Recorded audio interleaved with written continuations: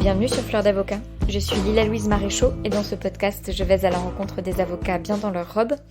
Avant de vous parler de mon invité du jour, je voulais vous donner quelques nouvelles de Fleur d'Avocat.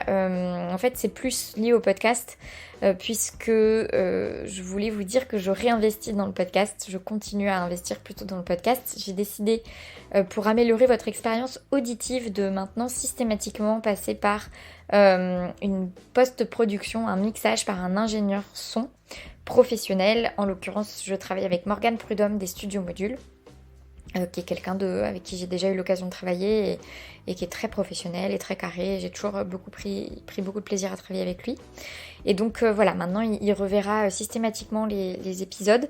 Donc ça commence pas déjà avec cet épisode-là, ce sera à partir du prochain ou du suivant, en fonction de comment on va s'organiser. Mais en tout cas, c'est dans les projets pour les semaines qui viennent.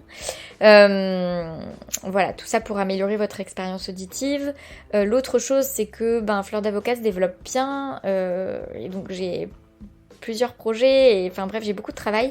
J'ai pas envie de diminuer la fréquence de diffusion du podcast parce que j'aime beaucoup faire ce podcast et faire ces interviews toujours.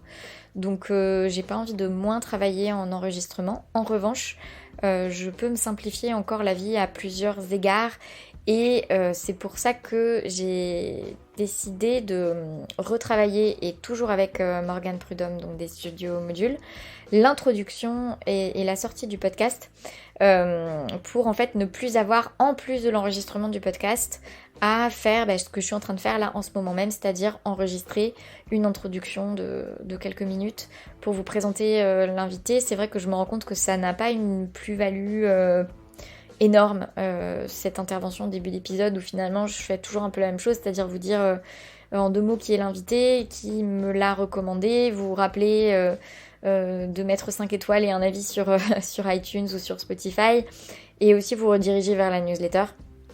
Donc comme je fais un peu tout le temps la même chose, j'ai décidé de systématiser pas mal. Donc on va retravailler sur l'introduction. Ça va peut-être avoir pour impact que l'arrangement sonore va être un peu modifié. On va rester dans la même ambiance, un petit peu rock blues.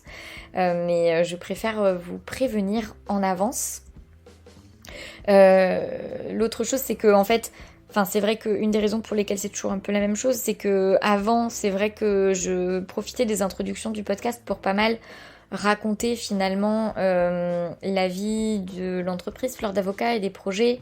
Je sais que certains écoutent le podcast, on l'ont découvert a posteriori et se sont un petit peu régalés en découvrant au fur et à mesure des introductions l'évolution du projet Fleur d'Avocat.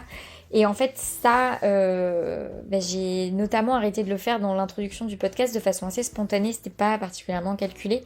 Mais quand j'ai commencé quand j'ai écrit tout ça dans le cadre de la newsletter. Donc, si cet aspect un petit peu plus prise de parole personnelle sur l'évolution de Fleur d'Avocat comme entreprise, comme projet, et mon évolution à moi plus personnellement, si c'est quelque chose qui vous plaisait, vraiment je vous invite à vous abonner à la newsletter parce que c'est là que je partage le plus en fait sur ce parcours et la construction en fait de Fleur d'Avocat.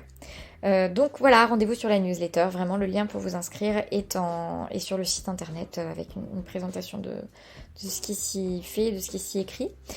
En tout cas aujourd'hui, profitons-en, c'est une des dernières où j'enregistre une petite présentation de l'invité. Aujourd'hui mon invité est maître Laurent Delvolvé, qui est avocat au barreau de Paris et qui a une pratique assez généraliste mais avec une particularité sectorielle puisqu'il accompagne, il conseille et défend la défense, il conseille et défend des acteurs du monde ecclésiastique. Voilà, on parle notamment en fait de ce que ça recouvre parce que moi j'y connais pas grand chose et j'étais assez curieuse.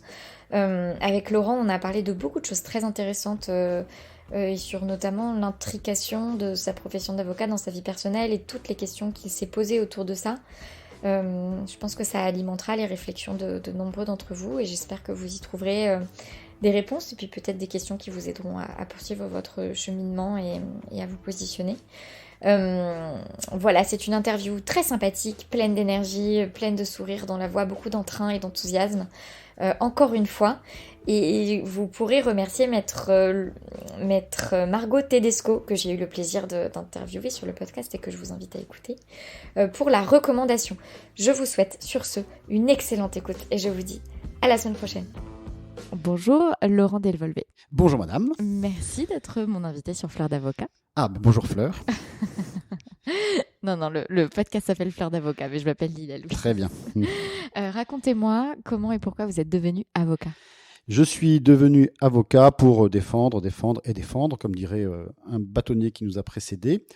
La défense en toutes circonstances, quelle que soit la personne qui vient sonner à ma porte. Ça vient d'où ça ? Eh bien, ça vient déjà évidemment par atavisme familial, je ne peux pas me cacher de cela, mais également par souci de justice, et de faire en sorte que ce monde soit de plus en plus juste. Donc une évidence de devenir avocat. Ah, une évidence absolue, une vocation. Une vocation. Une vocation, et pour rien au monde, je n'aurais fait autre chose. Alors bien sûr, j'aurais peut-être pu faire autre chose, mais aujourd'hui, je ne sais faire que ça. Et j'ai décidé d'être avocat quand j'étais en seconde, et depuis lors, ça ne m'a pas quitté. Même si aujourd'hui, je me pose évidemment beaucoup de questions, parce que cette profession est quand même difficile. Mais comme on ne sait faire que ça, et que finalement, on y trouve quand même beaucoup de choses satisfaisantes, on y reste même après 25 ans de barreau. On va en parler. Donc vous... Fac de droit ? Fac de droit, Université Paris 2, Panthéon-Assas. Évidemment non, mais c'était une belle université, qui toujours d'ailleurs, où j'ai découvert le fait d'abord qu'on pouvait travailler avec des filles, parce que jusqu'à présent, je n'avais jamais été en classe entouré que de garçons dans mon école. Et alors, cette découverte des filles ? L'apothéose, l'extase. C'était une grande joie de voir qu'on pouvait partager des choses intellectuelles ensemble. Voilà, c'était vraiment une belle découverte qui ne m'a pas quitté depuis. Strictement intellectuelle, bien évidemment. Strictement intellectuelle, bien sûr. Et puis une université où, avec une forte exigence, comme toutes les universités françaises d'ailleurs, mais en droit, une forte exigence de travail, d'approfondir le raisonnement juridique, la culture juridique, et de faire en sorte qu'on ait des bases solides. Et effectivement, à la sortie de ces années d'université, je trouve que les étudiants sont bien formés. Et vous vous orientez comment au fur et à mesure de ces années ? Vers quel genre de droit ? Qu'est-ce qui vous plaît ? Alors tout me plaît. C'est ça ma difficulté, c'est que j'ai adoré tous les droits, que ce soit le droit civil fondamental et le droit administratif, le droit constitutionnel. Bon, bref, là, ça fait un peu prétentieux, mais dès le premier jour, dès mon premier pas à l'université, j'ai vraiment eu aucune difficulté à travailler parce que ça me passionnait. Droit administratif, droit civil, droit du travail. Alors peut-être, oui, on va peut-être mettre à l'écart un peu, effectivement, les droits plus économiques où je suis pas très à l'aise en tant que tel. Fiscal et autres droits de la sécurité sociale, par exemple, même s'il faut bien le faire. Mais voilà, en tout cas, le raisonnement juridique qui s'applique dans toutes les matières et qui est finalement le même, permet d'être vraiment de ne pas avoir d'œillères et d'embrasser toutes les sortes de droits. Et d'ailleurs, ça m'a posé une difficulté parce que je ne voulais pas trancher entre le droit civil et le droit administratif. Mais oui, comment est-ce qu'on fait ces choix ?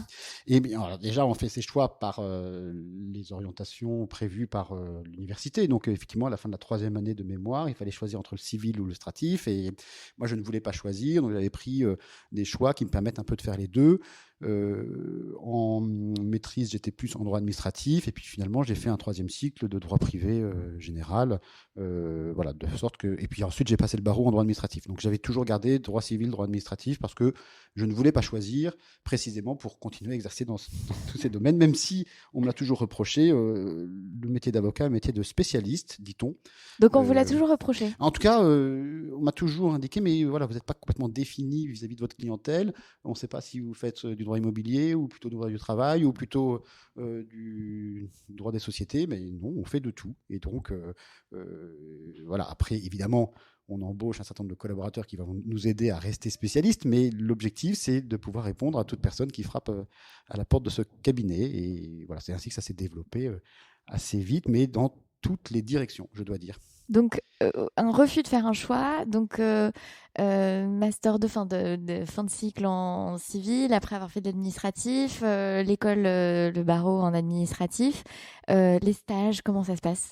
Alors le stage, premier stagiaire du monde à ne pas être pistonné, contrairement à ce qu'on peut penser, c'est-à-dire que mon premier stage, je l'ai gagné. Je l'ai gagné avec en 1993 de mémoire, parce que j'avais gagné le premier concours Lysias. Donc c'était à la fin de la 2e année, et celui qui remportait ce prix, c'était tout récent, on était 3 candidats, hein, c'est pas aucun mérite, mais celui qui remportait ce prix gagnait un stage chez Gide. Et donc dès la fin de ma 2e année, j'ai mis le pied chez Gide, qui était encore d'ailleurs le plus grand cabinet français parisien. En découvrant ce métier par ce monde de l'entreprise, parce que c'est un cabinet entrepreneurial avec tous les avantages et les inconvénients de ce type de structure, mais c'était une grande découverte de fin de 2e année, vous ne savez rien faire, hein, donc c'était plus un stage de découverte, mais quand même 3 ou 4 mois très actif pendant l'été en droit immobilier. Et j'ai découvert ce que c'était une entreprise un peu à l'américaine, avec vraiment ce tourbillon d'exercices qui m'a du coup indiqué que je n'étais pas totalement fait pour les grosses structures, mais plutôt pour les structures de plus petite envergure, que je connaissais bien par ailleurs, parce que je suis né dans un cabinet d'avocats en somme, hein, donc je vois comment une structure à taille humaine fonctionne, puisque tous mes week-ends ou toutes mes soirées, je les ai passés dans un cabinet d'avocats, donc j'avais pas là encore trop de mérite à découvrir ce métier. Ouais. Et après ce stage chez Gide, comment vous avez... Donc à l'époque, j'imagine que vous aviez le système des 2 ans de stage, c'est ça? 2 ans de stage d'avocat? Une fois, Oui. on rentre à l'école et puis ensuite... Ah oui, alors ça c'était le stage en fin de 2e année. Après j'ai fait d'autres stages, d'autres expériences. Et puis ensuite, les 2 ans de stage, ça veut dire après le passage du CFPA? Oui. Oui, alors là, j'étais comme collaborateur dans un cabinet d'avocats qui s'appelait Tiner, droit maritime. Rien à voir avec la choucroute. Comment vous avez abouti dans un cabinet qui fait du droit maritime? Voilà, droit maritime et droit bancaire, assez généraliste finalement. Une dizaine d'avocats, avec Alain Tiner, qui était un grand avocat, qui a été d'ailleurs membre du Conseil de l'Ordre et candidat au bâtonnat à une époque, qui était très respecté de ses confrères, qui avait, quand j'ai commencé, plus de 70 ans. Un grand bonhomme de la profession, et qui avait une façon d'exercer vraiment à l'ancienne. Il écrivait encore toutes ses écritures à la main. Il venait à 8h du matin, même à 7h du matin chaque matin. Il y avait une réunion solennelle tous les matins à 9h, distribution du courrier avec un mot de la part de l'associé fondateur à chacun des collaborateurs, et une excellente formation, précisément parce qu'il y avait ce rythme, cette régularité, quoi qu'il arrive, on est là. Matin, midi et soir, mais on est capable aussi de quitter le cabinet à l'heure attendue le soir pour faire d'autres activités que la seule profession. Et c'était vraiment très formateur, à la fois sur le fond, parce qu'il était très compétent et un excellent juriste, mais également dans la façon de gérer un cabinet. Oui, sur cette gestion millimétrée d'équipe, ces rituels qui s'enchaînent. Exactement. Et du coup... 25 ans après, je reproduis la même chose quasiment. Alors après, avec l'adaptation, et on en parlera sans doute avec la modernité, mais finalement, on exerce quasiment le même métier que nos anciens du XVIIIe siècle. Et vous avez passé combien de temps dans ce cabinet?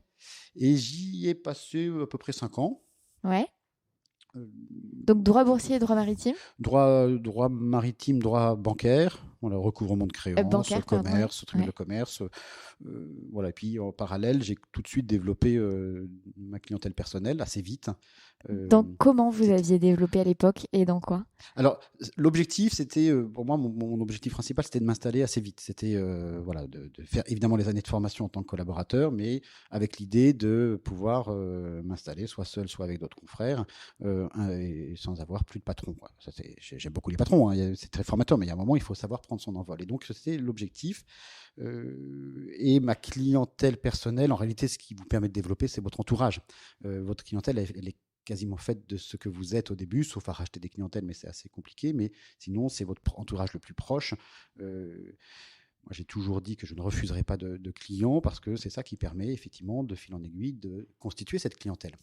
Et avant que votre réputation ne vous précède, il faut d'abord donner des gages de confiance à ceux qui vous sont proches et qui vont vous confier leurs affaires immobilières, leurs questions. Et alors, comment vous les avez donnés, ces gages de confiance? Alors, la première façon de faire, c'est de se dire, un peu comme un médecin de famille, que soit on parle à l'ami, au frère, au voisin en tant que dans la vie personnelle, soit on parle à l'avocat. Et que si on aborde une question juridique avec vous, dès que vous avez prêté serment, il faut que vous mettiez votre casquette d'avocat, ou votre robe d'avocat plutôt, et de répondre en professionnel, y compris à l'écrit. C'est-à-dire qu'on comprenne, voilà, vous m'interrogez parce que vous faites appel à l'avocat, eh bien, je vais vous répondre en avocat et je ne vais pas mélanger l'amitié et la réponse professionnelle. À titre d'exemple, pour organiser la prochaine soirée étudiante, que sais-je, on fait un mail et pour répondre à la question juridique, je fais un mail séparé. Je sépare la vie privée de la vie professionnelle de façon à ce qu'on comprenne que il a prêté serment, mais dis donc, un tel, il est devenu un vrai avocat tout de suite. Que votre entourage proche comprenne que vous n'êtes pas encore la suite du joyeux luron que vous étiez jusqu'à présent. On peut toujours être joyeux luron, mais dans sa vie privée, mais dans sa vie professionnelle, il faut être très professionnel. Donc ça, c'est le premier conseil que je peux donner. Être professionnel du moment où vous prêtez serment. Vous êtes avocat matin, midi et soir et la nuit.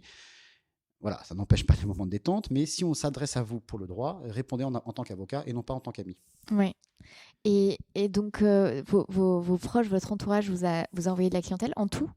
Dès le départ, oui, toute problématique. Oui, je me souviens, le premier dossier personnel, c'était précisément un amiral, un militaire, donc extrêmement rigoureux. Voilà, c'était très positif comme profession, mais voilà, sur un litige, voilà, avec son, je sais plus, avec une société pour une question de tourisme. Bon, et j'avais traité ça un peu avec. C'est très stressant d'avoir son premier dossier personnel. Vous ne savez pas comment faire, voilà, mais avec la volonté de donner satisfaction. Bon, je ne me souviens plus du tout de l'issue, mais en tout cas, ma responsabilité professionnelle n'a pas été engagée à la suite de cela, donc je pense que c'était positif. Et comment ça s'est développé? Vous dites que vous êtes resté 5 ans dans ce cabinet et que vous aviez, dès le départ, dans l'idée de développer pas mal votre clientèle personnelle et de vous installer rapidement. Est-ce que ça a été rapide, du coup, pendant ces 5 ans, ce développement? Comment ça se passait dans votre cabinet? En réalité, assez vite, vous parvenez à quasiment doubler votre rétrocession d'honoraires. Et donc là se pose à la fois une question financière et une question de capacité à répondre correctement à votre contrat de collaboration. Il faut faire un choix, c'est-à-dire que soit vous vous associez, soit vous vous installez, mais on ne peut pas perdurer dans ce régime de contrat de collaboration si on n'a pas le temps suffisant à donner à cette collaboration. Donc naturellement, et c'est d'ailleurs pour ça qu'est fait ce contrat de collaboration qui en principe est transitoire, naturellement, vous allez faire un choix. Donc en l'occurrence, moi je me suis associé avec l'un des associés qui a quitté le cabinet et on a fondé ensemble une structure avec 2 associés de façon voilà, comme des entrepreneurs. C'était tout à fait intéressant à ce moment-là de créer cette structure de toutes pièces avec un avocat plus ancien que j'ai quitté depuis, mais avec lequel on a quand même eu cette belle expérience de fondation d'un premier cabinet. Étant précisé que dans l'intervalle, j'avais passé la conférence du stage. Ouais. Et évidemment, l'un des atouts de ce concours, c'est que vous avez énormément de clientèle personnelle en matière pénale. Même si ce n'est pas ça qui rapporte beaucoup, mais en tout cas, ça vous permet de faire vos armes en matière pénale. Oui, parce que je n'ai pas évoqué le pénal, mais ça m'intéressait aussi beaucoup à la fac. De faire vos armes en matière pénale, tout en étant indemnisé par les commissions d'office. Donc, évidemment, ça rentre dans la balance financière en vous disant, mais est-ce que j'ai de quoi m'installer ? Vous vous souvenez de vos sujets à la conférence? Mais bien sûr. Évidemment. Bien sûr. Faut-il respecter, donc, le 3e tour de la conférence du stage, faut-il respecter son ennemi? Et alors? Et alors, très difficile. Mais voilà. Et puis, le 2e tour, faut-il rester à sa place? Et le premier? Et le premier, les fleurs du mal poussent-elles dans tous les jardins? Bon, mais comme je l'ai passé 3 fois, on peut dire 9 sujets. Donc, oui, parce que l'un des intérêts de la conférence, c'est de persévérer. Moi, ce qui m'intéresse, c'est les premiers sujets plus que les 2e et 3e, parce que les premiers sujets, ils appellent un peu les gens, les candidats. Et donc, parce que les candidats ont le choix, en fait. Il y a plusieurs sujets qui passent. Et donc, vous vous souvenez des 2 autres premiers sujets? Non, pour tout vous dire, je les retrouverai, mais là, je les ai Non, plus non, en non, non. tête. Et les fleurs du mal, qu'est-ce qui vous avait attiré là-dedans? Mais le bien et le mal, le combat permanent entre le bien et le mal, ce qui est le propre de la profession d'avocat, et le bien et le mal n'est pas toujours là où on l'attend. Et que dans toute personne, il y a du bien et du mal, et dans toute personne, on doit faire émerger le bien plutôt que le mal, ce qui permet ensuite au juge, non pas en tant que moraliste, mais au juge, malgré tout, de tenir compte de cette personnalité et des éléments positifs de la personne pour apprécier la peine qu'il doit donner si on est en matière pénale. Ou dans le dossier que j'ai plaidé tout à l'heure, voilà, en équité, on pourrait penser qu'il faut prendre telle décision, mais en droit, la prescription s'applique, donc c'est terminé. Ouais. Et donc, vous dites, vous vous installez avec un associé plus âgé du cabinet où vous étiez collaborateur. Il avait été question que vous vous associez dans ce cabinet? Pardon, il avait été question de m'associer avec les autres? Oui, Non. Non. Non. Là, c'était un peu l'occasion qui a fait le larron, c'est-à-dire que cet associé s'était séparé pour un tas de raisons de ses autres associés. Il avait besoin que certains D'un le bras droit. suivent, et donc il m'a proposé de le suivre. Et vous vous êtes dit, formidable, une aventure entrepreneuriale, ça me plaît. Exactement. Justement, l'idée, c'est que, et en plus, ce qui était très positif, c'est que je m'installais pas tout seul, je m'installais avec un confrère plus ancien qui avait l'expérience, qui venait lui aussi du cabinet Gide. Voilà, c'est un petit monde, hein, donc tout le monde se retrouve. L'idée que j'étais très mal à l'aise avec toutes les questions financières, les questions administratives, les questions d'organisation de cabinet, qui sont pourtant essentielles dans la vie de l'avocat, aussi importantes que le fait de bien savoir défendre une cause. Et donc là, ça a été l'occasion de se former, en travaillant évidemment, mais en partageant. Voilà, comment on recherche des locaux, comment on trouve des assistants ou des assistantes, comment on fait un emprunt pour pouvoir payer les premiers frais, tous ces éléments que l'on n'apprend pas ni à l'université, certainement pas, et puis à l'école du barreau. Alors, on essaye de faire des efforts, mais c'est pas encore extrêmement précis. En tout cas, c'est pas très approfondi que tous ces éléments. Et puis quoi qu'il arrive, ça s'apprend sur le tas, quoi. C'est la vie qui vous apprend à organiser ce métier d'avocat. Personne ne l'apprendra à votre place, hormis les plus anciens, qui ont beaucoup à nous apprendre sur la façon de traiter la clientèle, de facturer, de relancer, de développer, de se faire connaître. Donc tous ces éléments, nous ne l'avons pas nécessairement de façon intuitive, parce que sinon on aurait fait une école de commerce ou des études, ou on aurait choisi Sciences Éco à la fac, mais ça rentre finalement petit à petit dans les mœurs. Et puis de toute façon, nécessité fait loi, il faut bien vivre et payer nous aussi nos factures, et donc on devient de bons gestionnaires. Et donc vous, c'était pas votre truc, la gestion, les factures, ça n'était pas mon truc, c'était toujours pas aujourd'hui, mais c'est une nécessité. Donc c'est toujours pareil, si vous avez des faiblesses dans un domaine, il faut vous appuyer sur des personnes qui vont compenser cette faiblesse, soit parce que ce sont vos associés, et c'est le cas aujourd'hui, soit parce que vous avez pris des assistants ou des assistantes ou des collaborateurs qui vont compenser ce défaut une inclinaison naturelle que vous pourriez avoir. Et qu'est-ce qu'ils vous ont transmis justement ces aînés? Vous parlez vous évoquiez tout à l'heure cette transmission de plein de choses en termes de gestion, en termes de facturation, en termes de relations clients, en termes de développement, etc., etc. Quelles ont été les grandes leçons que vous avez reçues de vos aînés? Alors, on fait de la transmission de transmission. Oui, la transmission de transmission. La première chose, c'est l'humilité. C'est-à-dire que on dit toujours que l'avocat, il est bouffi d'orgueil, il a un ego surdimensionné. C'est vrai, mais dans le même temps, parce qu'il faut l'avoir un peu pour tenir, il faut avoir confiance en soi, mais dans le même temps, il faut faire preuve de grande humilité, parce que vous prenez des claques tous les jours. Et ça s'apprend pas non plus. En tout cas, ça peut se travailler dans son fort intérieur, mais considérez d'abord que rien n'est jamais acquis, qu'aucun dossier n'est jamais gagné, et qu'ensuite, tout est perdable, et que c'est pas parce que vous perdez qu'il faut arrêter le métier. Or, à chaque fois qu'on perd un dossier, on veut arrêter le métier. Et pourtant, on continue. Et on continue précisément parce qu'on a cultivé cette vertu d'humilité qui fait dire que on ne peut pas tout faire. Et oui, on a peut-être été pas suffisamment, on n'a pas suffisamment approfondi ce point de droit. Oui, on n'a peut-être pas suffisamment travaillé cet élément de plaidoirie au moment de prendre la parole. Peut-être qu'on est passé à côté de telle pièce. Et donc, l'humilité, c'est vraiment quand je revois les figures des anciens avec qui j'ai travaillé. Certes, ils avaient une grande estime d'eux-mêmes, mais tout en ayant aussi, et c'est paradoxal, une humilité dans la gestion d'un travail quotidien, sans cesse remettre sur l'ouvrage son travail, et la régularité. Il me semble que cette régularité, quoi qu'il arrive, qu'il y ait des dossiers ou pas, si vous m'entendez, qu'il y ait des coups de chauffe ou pas, tâchez d'avoir le rythme le plus régulier possible, à la fois dans votre journée, à la fois dans votre semaine et à la fois dans votre année. Vous dites si on m'entendait.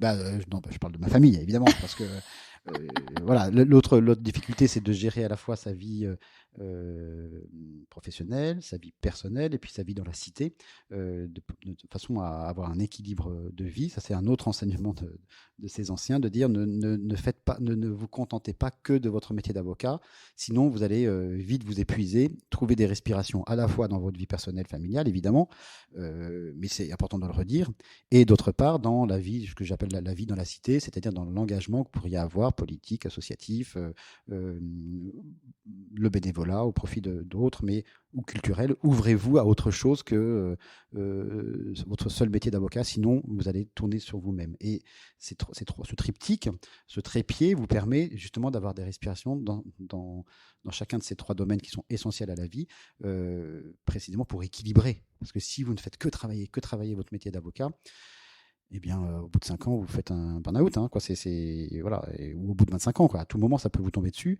Voilà, trouvez des respirations, levez le nez. Et tout en disant cela, on se dit, mais en même temps, il faut aussi assurer une bonne défense, un bon travail. Oui, mais on ne peut pas tout faire. Donc, il faut s'organiser et en même temps, comme dirait l'autre, savoir équilibrer sa vie personnelle, professionnelle et de société, dans la société. Et ça, c'est aussi une des leçons de ces cabinets de plus petite taille. Vraiment, on le ressent par rapport à ce qu'on peut voir dans les grosses structures où n'a d'existence que la vie professionnelle, un peu comme dans les cabinets ministériels d'ailleurs, n'a d'existence que la vie professionnelle. Et ça, c'est un tort. Non, la vie professionnelle n'a d'existence précisément que parce qu'à côté, il y a une vie à côté du travail. Et qu'il faut savoir en tant qu'avocat mêler tous ces éléments sans horaire. Ça, j'ai toujours dit qu'il n'y avait pas d'horaire dans ce métier, mais en fait, on n'a pas d'horaire, mais il faut quand même assurer le travail. Donc, c'est difficile. Voilà, c'est encore une fois des injonctions paradoxales. Il n'y a pas d'horaire, mais je suis là tous les matins à 8h30. Donc, oui, il n'y a pas d'horaire, mais on y est. On est au travail. Il n'y a pas d'horaire, mais le soir, oui, il n'y a pas d'horaire plutôt. Mais en même temps, il faut se dire qu'on est aussi attendu ailleurs que qu'à notre bureau, notamment par notre famille ou notamment par notre engagement, comme je le disais, au profit d'autre chose que notre seule famille ou notre seul travail. Et donc, vous dites, si on m'entendait, je vous dis, mais qui? Et vous dites votre famille, dans le sens où c'est votre famille qui vous le rappelle, ça, que vous n'êtes pas attendu qu'au boulot? Oui, mais oui, effectivement, en fait, soit on fait un choix de ne pas avoir de famille, c'est une possibilité, d'avoir une vie monacale, une vie complètement donnée, dévouée à ses clients. Certains confrères sont ainsi. Bon, il faut tenir aussi, parce que c'est pas extrêmement évident de ne vivre que pour son travail, mais on peut le choisir, ou alors on peut le subir aussi. On est tellement accaparé par son travail que finalement tout le reste s'en bat et vous quitte. Et par conséquent, c'est un peu dommage. Donc, même c'est très dommage. Et donc, il faut d'entrée de jeu, au moment où on rentre dans la profession, je vais vous dire, mon mémoire à l'école du barreau, c'était l'avocat et sa famille. L'orientation voulue, la thèse, c'était de savoir si la vie de famille était compatible avec la vie d'avocat. Et j'étais allé interroger un certain nombre de confrères qui, évidemment, m'avaient indiqué que c'était tout à fait faisable, mais que c'était extrêmement difficile. C'est pas propre à la profession d'avocat, mais quand même, il y a des particularités dans ce type de métier, comme le métier d'avocat, le métier de médecin, le métier d'urgentiste, par exemple, ou le métier, je parlais de la politique. Bon, il y a des métiers qui sont malgré tout un peu plus accaparants que d'autres, même si on peut être très accaparé par un métier qui n'a pas une particularité ou une ancienneté tel que celui du métier d'avocat. Mais toujours est-il que si on embrasse le métier d'avocat, on sait qu'on va être happé par ce métier et qu'il est préférable de mettre en œuvre un mode de vie ou un mode d'organisation qui permette de ne pas complètement être rongé de l'intérieur par ce métier ou par ses clients. Et voilà, donc d'où ce mémoire. Et qu'est-ce qui ressortait de ce mémoire, justement? Mais il ressortait le fait que c'était faisable. C'était possible, il fallait s'organiser. Voilà, c'était possible, il fallait s'organiser et il fallait tenir. C'est-à-dire que tous ceux qui s'étaient complètement laissés aller à ne faire que travailler avaient du coup mis de côté la vie familiale et laquelle, voilà, comme elle était mise de côté, eh bien, ce n'était plus une priorité et par conséquent, elle était délitée, voilà, sans dire plus. Et donc, c'était faisable, quel que soit ce que l'on était à l'origine. C'est-à-dire que oui, la vie. Et alors, l'autre sujet, évidemment, c'était la cause des femmes, c'est-à-dire est-ce qu'on pouvait être une mère de famille et exercer ce métier, ce qui me paraissait extrêmement compliqué. Moi, dans mon entourage, j'avais surtout des exemples d'hommes, et évidemment, qui se reposaient sur leurs femmes pour tout le reste. Euh, mais en me disant, mais est-ce qu'une femme est capable en tout cas, c'était une curiosité. Bien sûr qu'elle est capable, mais est-ce que c'est faisable et est-ce que c'est pas au détriment de sa santé, au détriment donc voilà, par exemple, dans ce premier cabinet que vous évoquiez, il y avait une associée et à l'époque, c'était pas si fréquent. Il y en avait évidemment, mais c'était quand même pas si fréquent pour le souligner et qui avait parfaitement réussi à conjuguer les deux. Notamment, elle ne travaillait pas le mercredi, par exemple, et donc le mercredi, non, elle ne sait pas qu'elle ne travaillait pas. Elle faisait déjà du télétravail à l'époque, il y a 25 ans, le mercredi précisément pour essayer de concilier la vie familiale et la vie professionnelle. Qu'est-ce qui fait que ces questions, parce que vous étiez jeune, vous en faites carrément un mémoire d'études, qu'est-ce qui vous préoccupait tant dans cette question? Bon, alors là, je vais revenir voilà, aux commentaires de l'avocate à l'époque qui était dans le jury et qui m'a dit, mais Monsieur Delvolvé, vous intitulez ça l'avocat et sa famille, mais en réalité, c'est l'avocat et ma famille. Et donc, est-ce qu'elle me reprochait ainsi, c'était de dire, mais en fait, vous racontez votre vie précisément familiale au sein d'un cabinet d'avocats et vous essayez de reproduire un schéma, un modèle. Elle était plutôt de gauche, voire d'extrême gauche. Hein. Vous essayez de reproduire un modèle et un schéma traditionnel. Voilà. Et donc, elle m'avait mis une sale note à ce sujet, mais ça, c'est pas grave.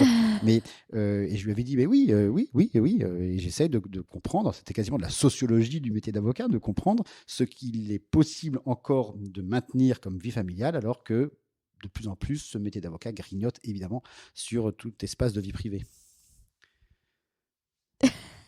Non, c'est amusant que vous rameniez ça au fait qu'elle était de gauche et d'extrême gauche et qu'il y ait eu une critique de votre démarche un peu journalistique ou sociologique à partir d'un prisme politique. Vous voyez ce que je veux dire? Oui, alors ça, c'est un procès d'intention de ma part. Je ne sais pas du tout quelle est sa couleur politique, mais comme on est en pleine période électorale et qu'on est en train de reposer un peu les fondamentaux là, de gauche et de droite et de savoir vers quoi il faut s'orienter, allons-y également. Quoi. Donc, l'autre, voilà, ça me permet d'aller sur un autre aspect. L'autre aspect, c'est que l'avocat, il n'oublie pas ses convictions et quelles que soient ses convictions d'ailleurs. Et quand j'embauche des collaborateurs ici ou des collaboratrices, je ne leur demande pas leurs convictions. En revanche, je leur demande d'être entiers, d'être entiers dans la défense d'une cause qui leur est confiée. Voilà, évidemment, il ne faut pas que leurs convictions soient un frein à cette défense, mais au contraire, plus on a des convictions même complètement diamétralement opposées avec les miennes, mieux je me porte. C'est-à-dire qu'on est capable de défendre une position et de travailler avec quelqu'un qui pense exactement le contraire de vous. Donc, et ça, je l'ai découvert à la conférence, où on était 12 complètement différents, d'orientation différente, d'origine différente, de nationalité différente parfois. Et on s'est rendu compte qu'à 12, on était capable de travailler ensemble. Et qu'au contraire, nos différences étaient c'est un peu un lien commun, mais étaient une richesse. Hein. Et cette richesse faisait qu'on était meilleur dans la défense, précisément parce qu'il y avait un autre regard sur tel dossier. Et ça, je ne le croyais pas du tout avant de commencer, et je le crois très profondément depuis la conférence du stage. C'est un terreau qui vous fait ouvrir un peu à d'autres univers que ceux que vous avez rencontrés jusqu'à présent. Alors, évidemment, on est très jeune, donc il y a encore temps de finir son apprentissage, et c'est le cas avec ce type de concours. Donc j'invite évidemment chaque jeune avocat à passer cette conférence. C'est ouvert à tous, quoi. Donc c'est une formidable aventure, même si on rate. Moi, j'étais pas très content de rater, mais ça a été aussi ces échecs, alors que je considérais que j'étais extrêmement bon à l'oral à ce moment-là, ont été pour moi un enrichissement en disant à ta place, justement, un peu d'humilité, mon gars. Et ça, c'est important de se dire, reviens toujours, redescends toujours. On est obligé de se mettre énormément en avant dans la défense, de porter sur soi la défense et d'en tirer une certaine gloriole. Mais justement, il faut sans cesse, tous les soirs, redescendre en disant voilà, souviens-toi que tu es poussière et que tu retourneras en poussière. Donc, vous avez grandi dans un cabinet d'avocats, vous dites. Vous vous posez cette question de la compatibilité entre la vie familiale et... Donc, j'en déduis que si vous avez grandi dans un cabinet d'avocats, c'est que c'était c'était à la fois enfin que c'était contaminant, quoi. Ah, mais oui, enfin, C'était partout, quoi. C'était contaminant. Mais dans le bon après, sens du terme, ça vous oui, a contaminé aussi de la oui, passion, mais mais après, ça peut aussi être un repoussoir. C'est-à-dire que moi, j'ai plusieurs frères et sœurs. Il y en a ils sont partis en courant et qui font complètement autre chose, qui sont artistes, qui font du développement personnel, qui font un certain nombre de choses. Et Bon, vous, au contraire, ça fait que vous vous posez cette question de la compatibilité, parce que je sens que c'est une valeur forte chez vous quand même, la famille, et que vous vous posez la question de, mais moi, la famille est très importante pour moi, mais le métier d'avocat me passionne, et je veux savoir si je peux aménager les deux et faire du temps pour les deux. Vous en faites carrément un sujet d'étude, ce que je trouve formidable. Et j'entends dans ces premiers propos que vous dites, et oui, c'est possible de laisser un vrai espace pour aussi la vie personnelle, et c'est important, il faut le faire, sinon on risque ce burn-out. En plus de la vie dans la cité, on va y revenir. Et comment est-ce que vous avez l'impression d'avoir fait évoluer votre exercice de la profession d'avocat différemment par rapport au modèle familial que vous avez eu? Non, j'ai purement et simplement reproduit le schéma, mais tout en me disant, depuis de nombreuses années, il est temps de changer et qu'on ne peut pas exercer ce métier de la même manière que nos parents l'ont exercé. Et qu'il est impératif de prendre davantage de temps pour sa famille, pour ses amis aussi, évidemment. Voilà, moi, après 25 ans, mes amis, je les compte sur le doigt d'une main parce que, de la même manière, on limite les interactions avec ses amis pour être à nos clients.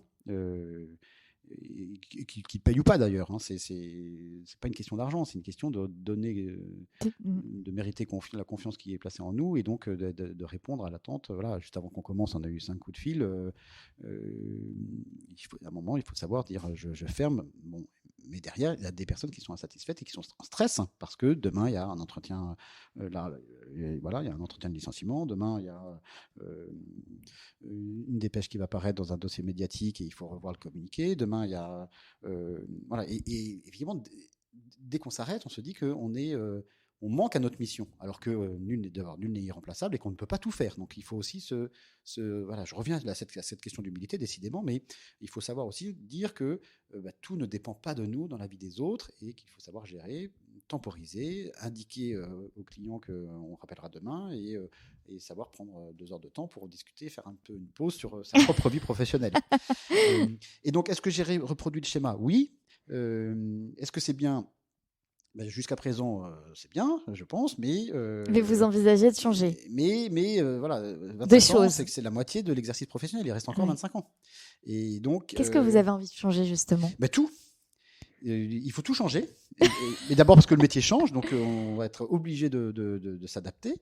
Et puis ensuite parce que, encore une fois, l'endurance nécessite de prendre un certain nombre de décisions pour que voilà, on soit encore à notre table de travail, ou pas d'ailleurs, mais au moment de sa mort. Mais, et vous dites tout, mais concrètement, qu'est-ce que vous avez envie de changer dans votre exercice? Mais concrètement, là, toutes les questions se posent sur le télétravail et l'exercice à distance et avec les moyens numériques. Voilà, moi, je suis encore le vieux schnock à me dire, non, le travail, c'est au cabinet, avec nos dossiers, on papier. est là à 8h30, à 9h, il y a la réunion. Exactement. Ouais. Voilà, et donc là... Et vos collaborateurs vous challenge. Et alors ça, c'est très nouveau. Hein, mais après le Covid, là, les collaborateurs qui ont eu 2 ans de travaux forcés à distance dans leurs universités comprennent de moins en moins qu'on soit complètement bloqué avec ce modèle archaïque. Et je le comprends. Je comprends qu'ils ne comprennent pas. Mais il faut aussi qu'ils comprennent que je ne comprenne pas. Et donc, il y a un échange là-dessus. Et je ne suis pas complètement obtus. Et des évolutions sont possibles. Mais tout en veillant à ce que le principal demeure, c'est-à-dire le service rendu au client.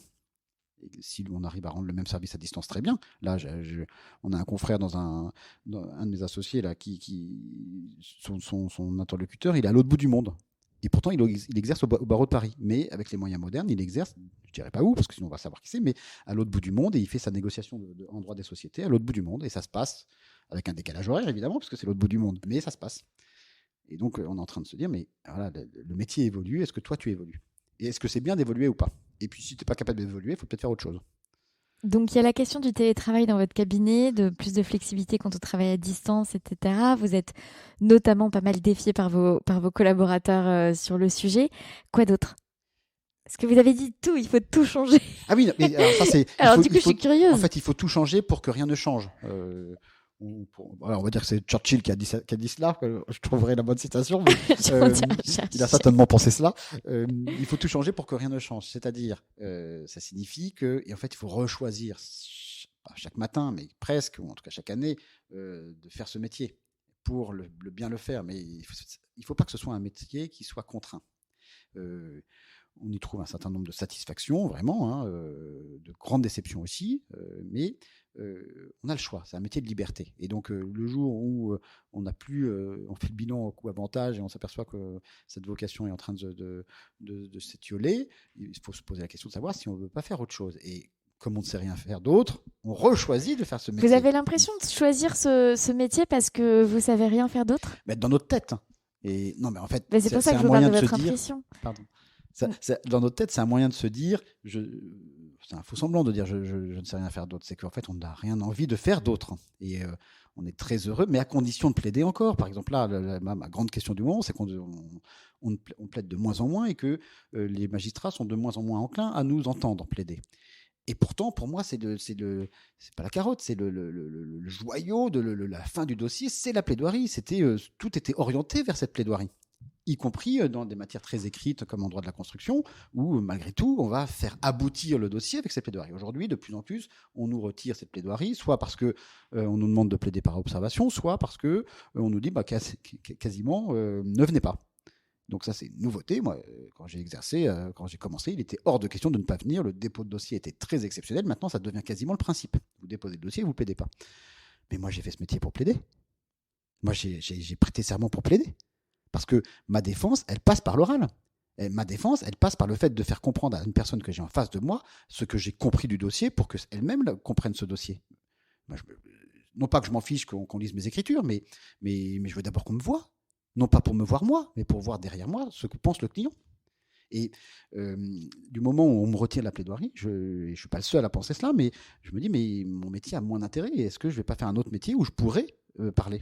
Alors, je ne sais pas lequel, mais j'aime bien parler. Voilà, je suis désolé, je suis en train de me souvenir. Mais moi, j'adore. Moi, j'adore les avocats qui aiment bien parler parce que c'est des très bons clients pour un podcast. Voilà. Après, on parle pas. Vous voyez, je m'exprime pas très bien, mais j'aime bien parler et donc j'aime bien aller défendre la conviction devant le juge qui, s'il n'est pas prêt à m'écouter, j'aime bien aller le bousculer pour qu'il soit prêt à m'écouter, mais encore faut-il qu'il soit là, le juge. Or là, il y a de plus en plus de chaises absentes. D'une part parce qu'il y a moins de juges, donc ils ont moins de temps à nous consacrer, et puis d'autre part, ils ne veulent plus juger. La plupart des plaidoiries, là encore tout à l'heure, je plaide, je mets tout mon cœur pour plaider. C'était peut-être pas bien, j'en sais rien, mais j'ai fait ce que j'ai pu, le maximum de ce que j'ai pu, et à l'issue de cette plaidoirie, on m'envoie en médiation.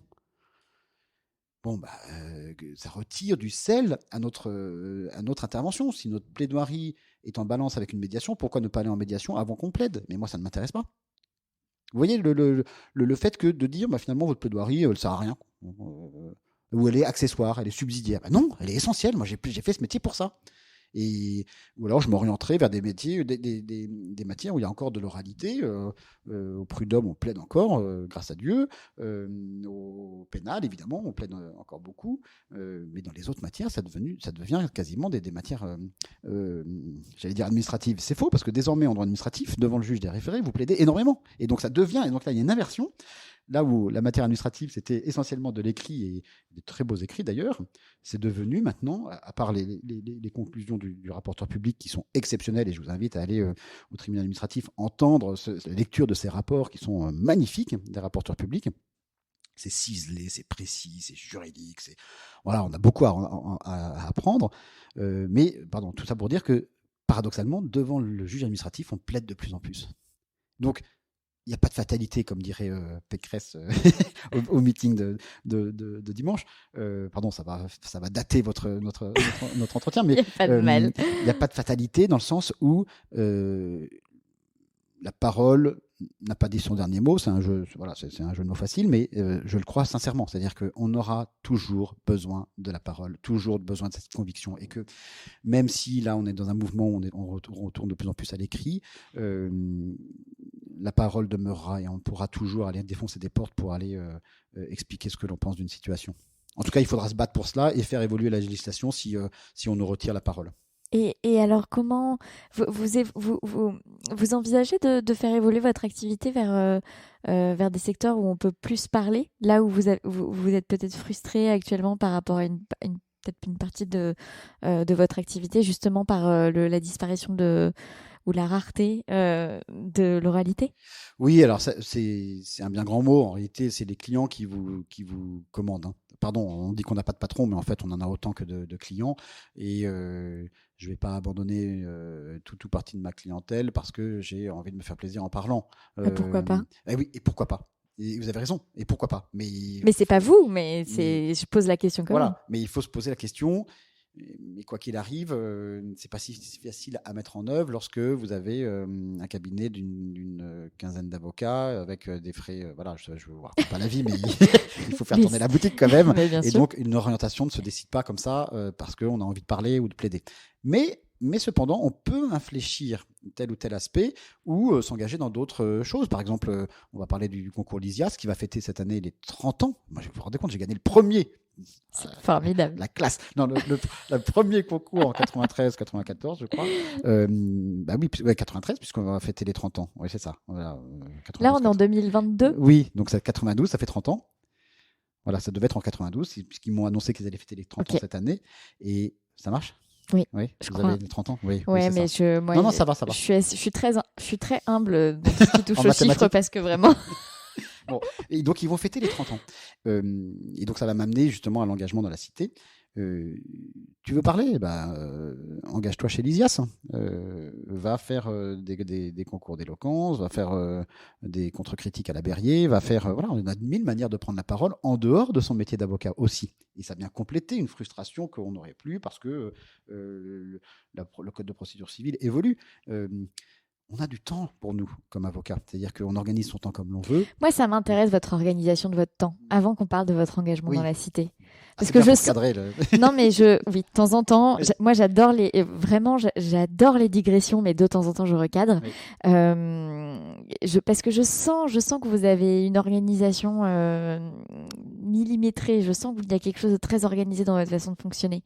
Alors j'ai envie que vous m'en disiez plus sur Alors, votre organisation. bon, très organisé, ça dépend des jours et le schéma ne se déroule jamais comme je vais l'indiquer. Donc ça, tout de suite, je mets une nuance dans la présentation, mais Donc idéalement, la théorie. voilà, la théorie, idéalement, c'est lever 7h, petit déjeuner 7h10. 7h10, voilà, et de façon à être au cabinet à 8h30.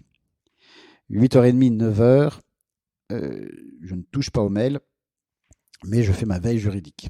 C'est-à-dire que je vais sur les sites, pour ne pas le nommer, voilà, on peut le dire quand même. Faisons de la pub. Faisons de la pub. C'est Ouais. pas de la publicité, c'est juste que c'est un outil formidable. Donc Oui. là, je vais sur LexisNexis et puis je regarde l'actualité de ce qui s'est passé depuis la dernière fois que je l'ai vu, ce qui me permet de voir que j'ai pas fait ça nécessairement tous les jours. Quelquefois, il y a des matins où on est à l'audience, où voilà, on peut pas dérouler sa routine, mais quoi qu'il arrive, je rattrape en voyant les différentes brèves d'actualité, sans tout lire évidemment, mais en tout cas, dans tous les domaines juridiques, c'est généraliste et on a l'information sur ce qui s'est passé, à la fois d'un point de vue législatif, réglementaire et jurisprudentiel, ou en doctrine. Deuxième chose, dans cette veille, de vérifier les nouvelles publications. Et comme ils sont très riches en publications, vous avez dans les différents... alors on est abonné à tout, donc il y a quasiment tous les jours une nouvelle publication. Là, ce matin, c'était le JCP Entreprise. C'est très intéressant avec les éléments. Je ne lis pas évidemment tous les articles, mais en un quart d'heure, une demi-heure, on a le temps de voir un certain nombre d'éléments. Voilà, dans cette routine, ensuite, je vais sur un site d'actualité pour un type de clientèle très particulier dont je m'occupe et donc j'ai besoin d'avoir tout de suite l'actualité de ce qu'il s'est passé la veille ou voilà. Donc sectoriel. C'est très sectorisé. J'ai cette information et ensuite je peux m'atteler au mail et transmettre entre 9h30, donc entre 8h et donc là on arrive à 9h, 9h, 9h30, c'est la transmission de tous les mails reçus dans la journée aux différents collaborateurs, les attributions de façon à ce qu'ils puissent eux-mêmes démarrer leur journée. Et s'ils m'entendaient, eux-mêmes viennent un peu plus tard, du coup, parce qu'ils attendent mes mails. C'est pour ça qu'ils viennent plus tard. Et c'est très bien ainsi.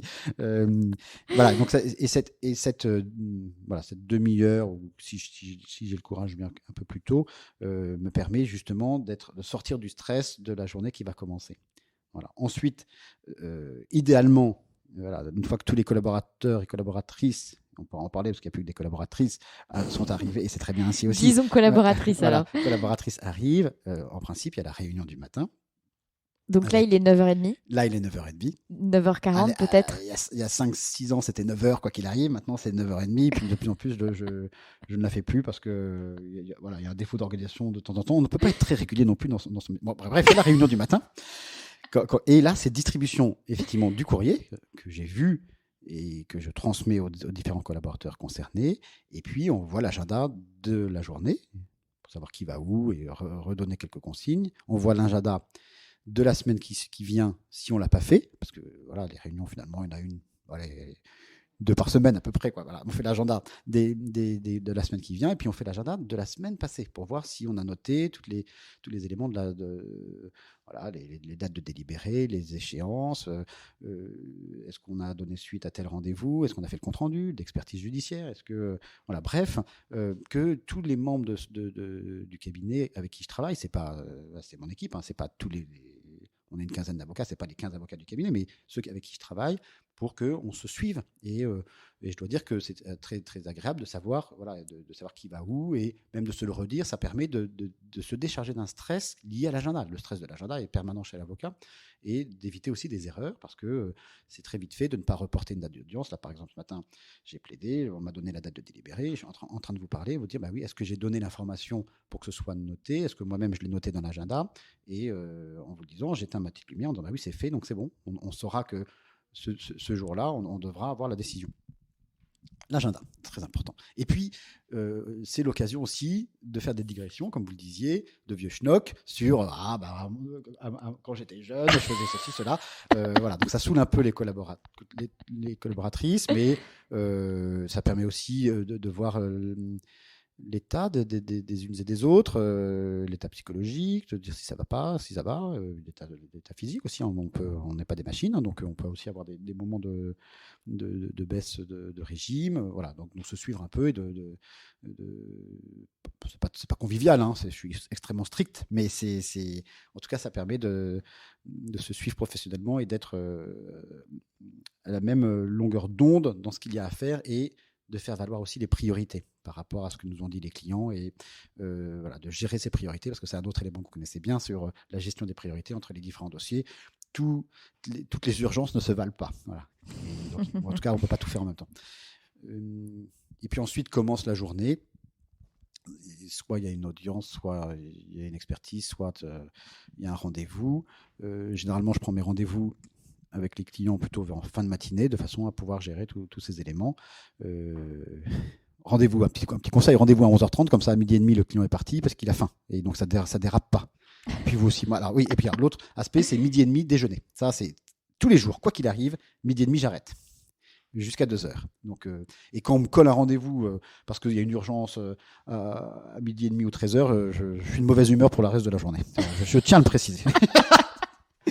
Bon, c'est une bonne manière de dire j'annonce que je serai de mauvaise humeur si vous mettez des rendez-vous à cette heure-là. Alors, non, je peux être de mauvaise humeur même sans ça, hein, mais ça fait une excuse. Bon.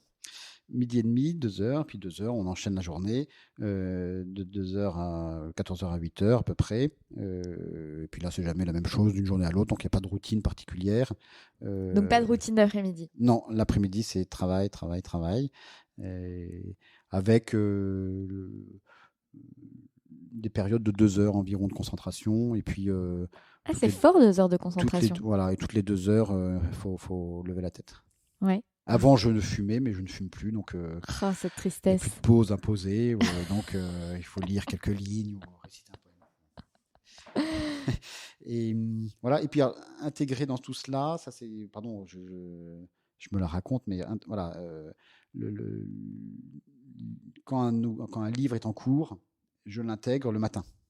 Donc, quand j'ai rédigé quelques petits livres dans mes dernières années, et donc quand j'ai un sujet que je sais que je suis en cours de rédaction, eh bien là ça vient très vite, et donc ça grignote sur les 8h, 8h30, 9h30, quoi. Voilà, 8h30, 9h30, je rédige. Donc en fait, ça vient Ça décale. Ça concurrence votre veille juridique. Non, parce que ça décale. Ça décale. Ouais, je le fais quand même. Donc le point avec les collaborateurs et résultat est de... Vous pourriez leur en parler. Et de 10h à 10h30. Voilà, ça peut être à 10h. Voilà, ouais. exactement. Donc c'est bien quand vous écrivez des livres, non? Oui, pour eux, c'est bien. Leur plaît parce que c'est aussi, pour eux, c'est positif ce point. Voilà. Et puis, dans la journée, une succession d'entretiens avec les différents collaborateurs, les collaboratrices pour faire avancer des dossiers, donner une instruction, raisonner ensemble sur une stratégie et puis le pinceau, faire partir les mails qui sont en retard. Voilà. Donc 8h30, 20h, des journées de 8h30, 20h à peu près. Ouais. En moyenne. Qui peuvent déborder, on comprend notamment le soir. Pas tellement. Pas tellement. Ah ouais. Donc là-dessus, vous êtes, vous arrivez à vous y tenir. Oui, de plus en plus. Oui. De plus en plus. Oui. Non, et puis voilà. Après, quand on est associé, on a quand même malgré tout plus de marge de manœuvre pour s'organiser. Ouais. Donc ça, c'est vraiment important de le dire. Hein, l'intérêt d'être associé, de s'installer. Bien sûr, au début, le rythme est bien plus soutenu qu'après. En tout cas, en ce qui me concerne, j'ai énormément travaillé les 15 premières années, sans compter les heures. Mais une fois que tout cela est un peu installé, non pas que vous travaillez moins, mais vous travaillez différemment avec une possibilité de mieux lisser les choses, notamment en embauchant plus de collaboratrices. Oui. Éteurs. mais maîtrise.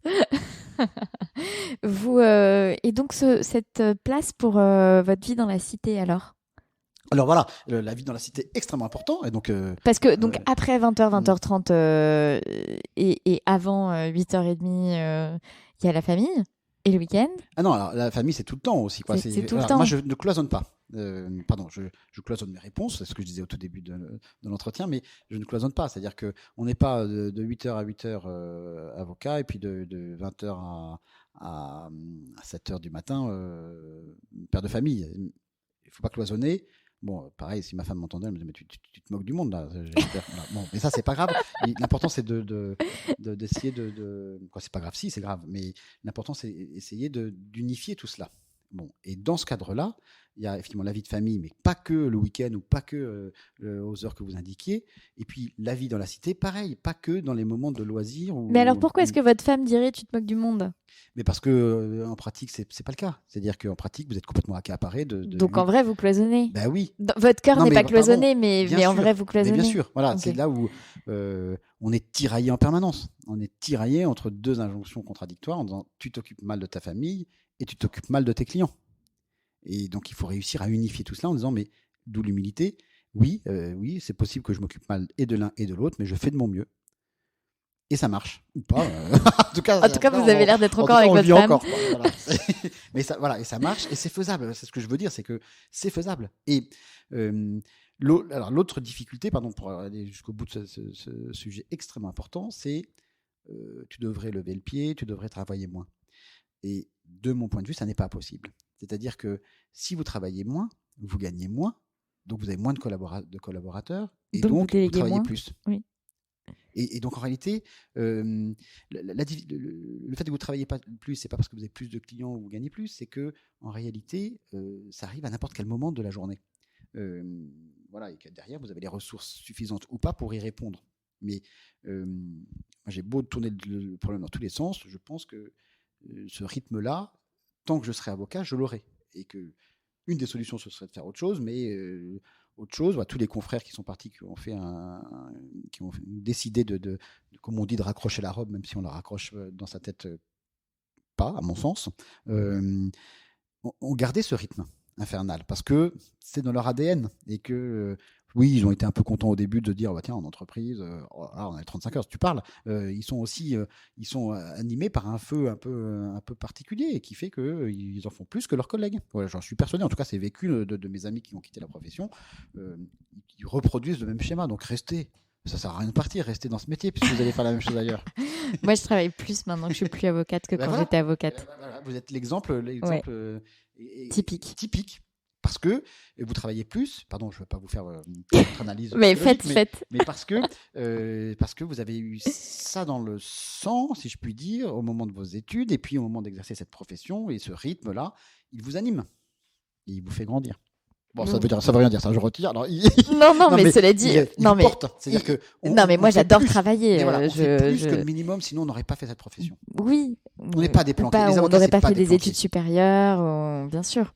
Et même, il y a un supplément de quelque chose dans cette profession qui fait que on veut se dépasser même si on est épuisé. On est au bout du rouleau parce qu'il faut gagner. Il faut emporter la conviction, il faut bien faire son travail, il faut aboutir dans la négociation, et tout ça par la présence et par la conviction. Et donc, on a vu qu'il y avait un cloisonnement qui n'était pas un cloisonnement de cœur, mais un cloisonnement quand même par rapport à la vie familiale. Et ensuite, on a abordé l'avocat dans la cité, alors qui se glisse là-dedans.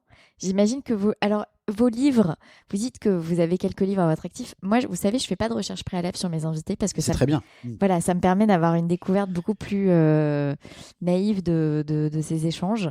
Et donc, sur quoi est-ce que vous avez écrit ? Alors, là encore, c'est l'occasion qui a fait le larron. Hein. Le premier livre, c'était sur la parole. Pub, attention. La parole est un don de soi aux éditions Pierre Tecky. Qui était un manuel de prise de parole en public pour les chrétiens, pour dire les choses. Voilà. Existe-t-il une manière chrétienne de prendre la parole en public ? Voilà. Et alors, je dois dire que c'était en 2018, et j'ai adoré cet échange avec l'éditeur, de voir comment on concevait un livre. J'aime beaucoup les livres, donc c'était une façon de voir de l'intérieur comment ça se passait. Et ça m'intéresse, vous savez, parce qu'il y a plein d'avocats, quand je les invite sur ce podcast pour qu'ils racontent leur vie et leur œuvre, ils me disent mais c'est tellement narcissique comme exercice, ça me gêne. Et je leur dis mais vous vous rendez pas compte à quel point c'est généreux de votre part de faire cet exercice, justement parce que en réalité vous partagez votre expérience auprès de milliers de personnes en fait qui peuvent apprendre de ce que vous avez vécu. Et donc oui, c'est un exercice narcissique, mais c'est un exercice très généreux dans son narcissisme. Et donc voilà, donc ça me fait plaisir, ce titre, oui. Chrétien ou pas, parce que personnellement je suis agnostique, mais ce titre me parle beaucoup. Voilà, donc ça me fait plaisir de... Oui, c'est ça. Alors, est-ce que c'est narcissique ou pas ? En tout cas, le terme que vous pouvez employer, c'est le terme de magnanimité. Est-ce que je suis magnanime lorsque je parle de mes, entre guillemets, œuvres ? Oui, je me mets en avant, mais aussi pour faire profiter, c'est-à-dire que je considère que c'est bien, par exemple, de dire que le fait d'écrire me fait une sorte de dérivatif sur mon métier d'avocat, me fait découvrir autre chose, en l'occurrence le métier d'édition et le métier d'éditeur, qui est très intéressant, d'accompagner un auteur qui n'en est pas un. Hein. Moi, j'ai jamais écrit quoi que ce soit. Quoi. Voilà, c'est un échange pour faire émerger un livre au profit des lecteurs qui en retireront peut-être aujourd'hui ou demain ou dans des siècles des éléments pour progresser ou pour faire progresser leur réflexion. Ou pas d'ailleurs, pour être mis au pied d'une armoire pour la caler, mais ce sera déjà pas utile. Mal. Utile, voilà. Donc essayez d'être utile aux autres. Et donc c'est la magnanimité, c'est-à-dire arrêter toujours de se dénigrer ou de considérer que c'est de la gloriole mal placée. Magnanimité, c'est le fait de faire en sorte de faire le mieux possible ce que l'on est en train de faire et de le faire savoir. J'avais oublié ce mot, je vous remercie de me le rappeler. Voilà, vous pouvez lire le grand, celui qui a écrit énormément sur la magnanimité, c'est saint Thomas d'Aquin. Voilà. Et on n'a pas besoin d'être chrétien pour lire saint Thomas d'Aquin, on peut aller voir la magnanimité, c'est un des grands théoriciens de cette vertu. Donc vous avez écrit sur la parole et donc sur l'éloquence, oui. Avec cet ouvrage, quoi d'autre ? Voilà, et juste pour finir, la parole est un don de soi, c'était un peu une sorte de réponse à mon ami Bertrand Perrier qui avait écrit un best-seller, lui, bien sûr. Hein. La parole est un sport de combat, non, je ne le crois pas, c'est pas un sport de combat, c'est le fait de se donner à l'autre par la parole. Et dans l'instant présent, au moment où vous prenez la parole, vous vous donnez totalement à vos interlocuteurs et notamment à vos juges. Donc vous avez fait une antithèse. Oui, alors, en toute bienveillance. Hein, mais... Ça me donne envie de lire les deux l'un après l'autre. Voilà, vous n'êtes pas venu pour rien, je vous le donnerai à la fin de notre entretien. Et pardon, du coup, j'ai pas... Et vos autres ouvrages ? Alors, l'avant-dernier, ensuite, il y a eu un ouvrage sur... À la suite de l'incendie de la cathédrale Notre-Dame de Paris le 15 avril 2019, j'ai écrit un ouvrage qui s'appelle La cathédrale intérieure, publié aux éditions Salvator, La cathédrale intérieure, qui est un regard chrétien sur l'incendie de Notre-Dame. Je trouvais que vous avez ici en maquette. que j'ai ici en maquette, oui. Et donc voilà, ça c'est là encore une fois l'occasion qu'il a fait. Je trouvais qu'il n'y avait pas eu, il y a eu énormément d'ouvrages à la suite de l'incendie, mais qui étaient, de mon point de vue, très laïques, ce qui est très bien aussi, et très culturel, ce qui est très bien, mais il manquait une dimension religieuse de la lecture de cet incendie. Non pas que je prétende à quoi que ce soit de Non, mais vous avez eu envie de coucher sur le papier des pensées et des ressentis. Exactement. Et là encore, ça a été une belle aventure d'édition et voilà, sur un sujet qui me tient à cœur et qui n'est pas complètement déconnecté de toutes mes activités professionnelles non plus. Et après ça ? Et après ça, le dernier, c'était une compilation de conclusions dans un domaine particulier pour défendre une institution en particulier. D'accord. D'où la connexion entre votre travail d'écriture, comme vous dites, et une partie de vos activités professionnelles. Exactement. Je ne suis pas écrivain, c'est juste c'est des écrits qui sont liés sur un sujet. Et j'invite tout le monde d'ailleurs à se lancer. Après, on pourrait dire pour qui se prend, il écrit que des bêtises, mais finalement, c'est assez simple aujourd'hui de publier quelque chose. Et donc, c'est un moteur de se dire j'écris pour moi, certes, mais c'est aussi bien de se dire à l'issue, il y aura des lecteurs et donc il faut les prendre en considération. Et donc, ça motive pour aboutir à accoucher de son livre. Et surtout s'il y a des échéances vues avec l'éditeur ou qui permettent de se structurer. De se structurer toujours, voilà, et de se motiver. Alors du coup, comme vous avez publié, est-ce que je peux vous demander de nous en dire plus justement sur je ne sais pas si c'est un client, vu que vous avez publié, vous voyez, à propos de ce troisième livre et donc de ce qui recouvre à la fois vos activités professionnelles et cette écriture, parce que oui, non, c'est pas un secret. Oui, voilà. Moi, de plus en plus, c'est pas volontaire, hein, ça s'est fait comme ça. Quand je disais que la clientèle vous guide, vous la choisissez pas nécessairement, sauf si vous mettez en œuvre des moyens de publicité ou autre pour avoir telle clientèle, mais sinon en pratique dans un cabinet de petite taille taille moyenne, 15 avocats, la clientèle c'est comme je le disais au début, c'est votre entourage et puis après c'est sur recommandation, etc. Et moi assez naturellement j'ai très vite eu à traiter des dossiers liés à l'Église catholique, pour dire les choses, voilà, et de plus en plus depuis une dizaine d'années, ça a pris des proportions très importantes et je dois dire que c'était pour moi enthousiasmant, quelle que soit la matière et quelle que soit la difficulté des dossiers. Quel type de dossier ? Oui, justement, je suis curieuse. Ça, vous êtes très curieuse. Bah oui. Non, mais je veux dire, c'est de l'immobilier, de la construction, c'est de la famille, j'imagine. Enfin, vous voyez, je manque de créativité ou de culture juridique pour arriver à. C'est exactement ça. C'est-à-dire que dans le droit des cultes d'une manière générale, donc il y a toutes les relations entre l'Église et l'État, donc entre l'Église institution et l'État, et puis l'Église bâtiment et la commune. Donc ça, c'est le droit administratif. Donc le patrimoine de l'Église. Exactement, c'est la loi de 1905. C'est vraiment à la fois du droit administratif et du droit civil sur les relations entre ces deux institutions, si on peut dire, en tout cas entre les curés, les évêques et autres, les congrégations religieuses, et puis les relations avec l'État, les communes, de façon à ce que ces deux institutions vivent sereinement et chacun respectant l'autre et chacun œuvrant pour le bien commun, hein, pour dire les choses. Voilà. Donc les types de problématiques qui se posent, ça peut être par exemple sur la réparation d'une église, comment on finance, ou à la suite d'un incendie d'un édifice religieux, qu'est-ce qui se passe ? Voilà. J'imagine un terrain, est-ce qu'il appartient à l'église ou est-ce qu'il appartient à l'État ? Exactement. Quels sont les droits du curé sur son église alors qu'il n'en est pas propriétaire, mais que c'est la commune qui en est propriétaire et qu'il est affecté au curé au titre d'une loi, en l'occurrence la loi de 1905, et qu'est-ce qu'on a le droit d'y faire, qu'est-ce qu'on n'a pas le droit d'y faire, qu'est-ce que le maire a droit d'y faire, et quelles sont ses obligations, quels sont ses devoirs, quelle réparation il doit prendre en considération, et comment tout cela s'articule, qui détient les clés. Voilà. C'est des jurisprudences qui existent depuis 1905 et qui ont une actualité très très criante aujourd'hui, et encore plus du fait que sont pris en considération les autres religions, ce qui est bien normal, mais avec de plus en plus l'État prend en considération la religion l'islam et doit traiter cela, et donc ça a des répercussions aussi sur la façon de traiter les autres religions plus historiques, si je puis dire, au premier rang desquelles la religion catholique. Oui. Au premier rang, pas une question J'ai bien voilà, compris. de dire qu'elle est supérieure, hein, mais en tout cas, elle est plus ancienne, et donc il y a des spécificités à prendre en compte. Ok. J'avais jamais pensé à ce domaine. Oui. Ben non, mais vous voyez, je suis contente de vous avoir travaillé là-dessus parce que Voilà. j'y ai jamais réfléchi. Enfin, je me suis jamais posé la question en fait. Et donc vous, c'est une clientèle qui vous a entre guillemets choisi et qui s'est développée des problématiques sur lesquelles vous avez donc développé une expertise et vous avez fini par écrire un ouvrage sur ces sujets-là. Voilà, alors il y a de grands spécialistes, hein, J'imagine.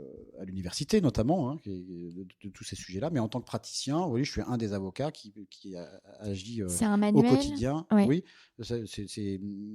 voilà, au quotidien dans ce domaine. Je suis pas le seul, hein, et heureusement, parce qu'il y a beaucoup de choses à faire. Voilà, et puis il y a donc ça, on a parlé du droit administratif. Oui, c'est vrai que ça mélange vos deux passions. Vous n'avez pas à choisir. C'est ça. Et par ailleurs, voilà, il y a tout le droit immobilier pour l'entretien de toutes les propriétés de ce type d'institution. Et puis également, il y a aussi toute une dimension de droit pénal extrêmement intéressante, mais parce que voilà, on en a eu les échos dans la presse depuis 5 ans maintenant, mais ça a été un énorme sujet, y compris politique, puisqu'il a fallu accompagner toute la commission qui a été mise en place pour traiter les questions d'abus sexuels dans l'Église.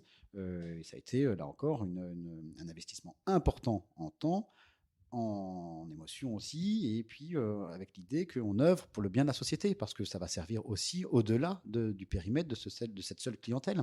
Et on voit que les lignes sont en train de bouger dans la société, à tous les niveaux, dans le sport, dans d'autres, voilà, dans les médias et autres, et que nos clientèles d'une manière générale sont touchées, quelles qu'elles soient. C'est-à-dire que c'est pas limité à tel ou tel domaine, et il faut se saisir ce sujet de société. Et l'intérêt d'avoir une clientèle transversale, comme on dit, ou je ne sais plus comment on dit, mais vous avez dit tout à l'heure une clientèle sectorielle. Je ne sais plus, ouais, sectorielle. C'est que on va apporter à cette clientèle-là toutes les évolutions de la société et du droit et l'accompagner dans la durée. Moi, ça fait 20 ans que je travaille pour ce type de sujet.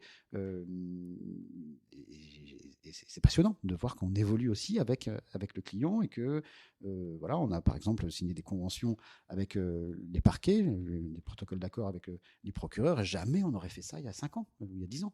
Il y a des évolutions d'état d'esprit de part et d'autre. D'ailleurs, jamais un procureur n'aurait signé une convention avec un évêque. Et pourtant, c'est le cas.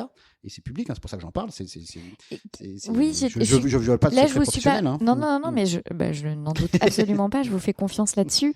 Non, mais on va pas s'éterniser là-dessus. Mais des protocoles d'accord pour... Enfin, je suis pas au courant, en fait. Non, mais c'est juste des protocoles d'accord au terme duquel on va signaler toutes les abus sexuels qui nous auraient été rapportés. Ok. C'est vrai que parce que du coup il y a ce conflit avec le secret du confessionnel. Alors, j'imagine que c'est lié. Secret de la confession. Alors ça, c'est un autre sujet encore. Ok. Donc ces protocoles d'accord sont pas là pour faire le lien entre les deux. Pas nécessairement, parce que ce sujet est traité séparément, parce que il se pose la même question que pour le secret professionnel de l'avocat. Oui. Et voilà, donc c'est des sujets techniquement très délicats. Faut-il privilégier le secret ou faut-il privilégier l'obligation de dénonciation? Donc ça, on pourra creuser la chose, mais voilà, d'une manière générale, évidemment, ces protocoles sont destinés à protéger les victimes et faire en sorte que, au maximum, on puisse enquêter sur des affaires souvent anciennes, il faut dire, pour faire évoluer la société.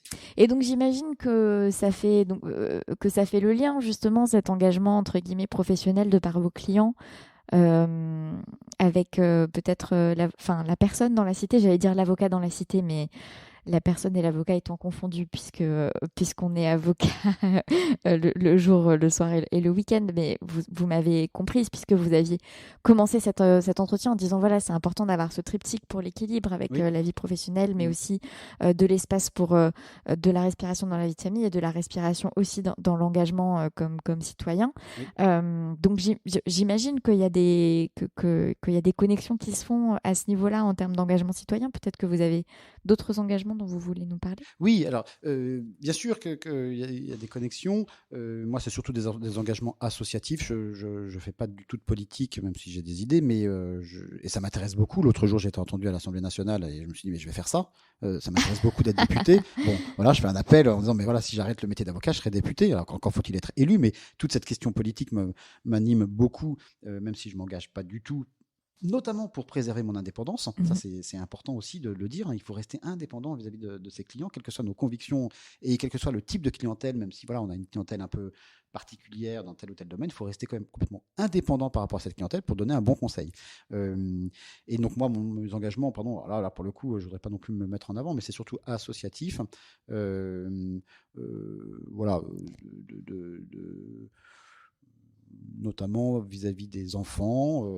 Voilà, je suis administrateur dans ce qu'on appelle un patronage, donc qui est un lieu d'église où on reçoit des enfants après l'école, voilà, et puis pendant les vacances scolaires. Donc là, c'est une énorme structure avec énormément d'activités proposées et qui fait un grand bien, je pense, à toute personne, quelle que soit sa religion d'ailleurs. Hein. C'est sans distinction, sans exception de personne, comme on dit, et tout le monde est accueilli, ce qui est le propre de ce type d'univers, voilà, sans rentrer dans le détail. Donc là, c'est administrateur, donc c'est un peu fastidieux, c'est les chiffres, c'est les comptas, c'est la compta, j'y reviens toujours. Donc en fait, vous faites la gestion que vous n'aimez pas faire pour votre cabinet, vous la faites pour l'associatif. Et je suis très mauvais. Voilà, pardon, je le dis, voilà, il faut consacrer du temps, mais bon, il y a beaucoup de personnes et donc il faut mettre des bons hommes derrière ces associations, sinon ça ne tourne pas. Et après, il faut passer le relais aussi, il ne faut pas non plus s'approprier les œuvres dans lesquelles on intervient, et c'est pas notre propriété, au contraire, il faut savoir passer le flambeau, mais il faut savoir aussi quand on y est, rendre le service qu'on attend de nous. Et ça prend du temps et ça grignote sur effectivement tout le reste. Bon, voilà. Donc ça, c'est le premier en engagement. Le second, c'est pardon, je raconte ma vie, mais moi ça m'intéresse. C'est pour ça que je suis venue vous voir. Le catéchisme du samedi matin à 8h30. Oui. Tout à fait. Hyper important. J'apprends beaucoup en préparant, ça, parce qu'on n'a jamais fini d'apprendre dans ces domaines-là. Et puis, pareil, ça vous sort et vous vous retrouvez face à une classe de 5e. Et donc, vous mettez un pied dans l'école et ça vous rappelle énormément de choses et vous revivez des choses et puis vous transmettez à tant soit peu ce que vous avez. Donc, là encore, ça vous sort de votre bulle de boulot. Et là, j'ai beaucoup j'allais dire de satisfaction. Je suis très heureux de faire ça et je m'y accroche. Et puis, ça prend pas grand-chose. Hein. C'est le samedi matin à 8h30. À 9h30, vous êtes sortis et vous avez votre week-end. Donc, ça va, c'est pas trop long le catéchisme. Non, c'est 1 heure. Il pourrait faire ça plus tard quand même parce que 8h30, c'est pas sympa. Oui, vous avez. Si ça vous intéresse, vous avez 10 000 propositions. Hein, vous pouvez... Non, alors vraiment, je suis vraiment pas la bonne personne. Mais, non, mais pour le faire. Vous voulez dire pour enseigner? Ah, mais je suis encore moins la bonne personne. Mais c'est très gentil à vous de me prêter ces qualités-là. Et je vous ai laissé, on a fait une longue digression, mais je vous ai laissé sur justement cette association, cette première association. Quand vous avez quitté votre cabinet, vous avez passé vos 5 premières années, vous vous associez avec un des avocats. Oui. Et là, qu'est-ce qui se passe? Comment ça se passe? Ça se passe très bien, c'est-à-dire que on est deux, on deux joyeux lurons. Alors joyeux non, parce qu'en fait l'associé avait 15 ans de plus que moi, donc lui il était plus joyeux à 15 ans de plus. Non, il était joyeux aussi, il était très joyeux, mais c'était sérieux, voilà, 2 sérieux lurons, okay. Voilà, lurons, d'accord, mais sérieux. Et tout de suite, on a embauché un autre collaborateur qui est aujourd'hui un de mes associés avec qui je suis toujours, quoi. Voilà, la vie professionnelle est faite aussi de rencontres professionnelles et des affinités les uns et les autres. Il se trouve que j'ai quitté ce premier associé, mais j'ai refait la même chose en m'installant avec cette autre personne que j'évoquais, qui est aujourd'hui l'un de mes associés avec qui je travaille depuis 20 ans maintenant, quoi. Donc, les rencontres professionnelles permettent de faire ensuite des choix d'association, de structure, de rappeler quelqu'un pour qu'il vienne retravailler avec nous. Je trouve que le lien entre les avocats est essentiel aussi, c'est-à-dire de garder, quand on parle de principe de délicatesse et d'humanité, mais de la délicatesse vis-à-vis des confrères permet aussi de se suivre toute la vie professionnelle et de garder un lien d'amitié, c'est important, mais aussi d'entraide. On parlait des secrétaires de la conférence.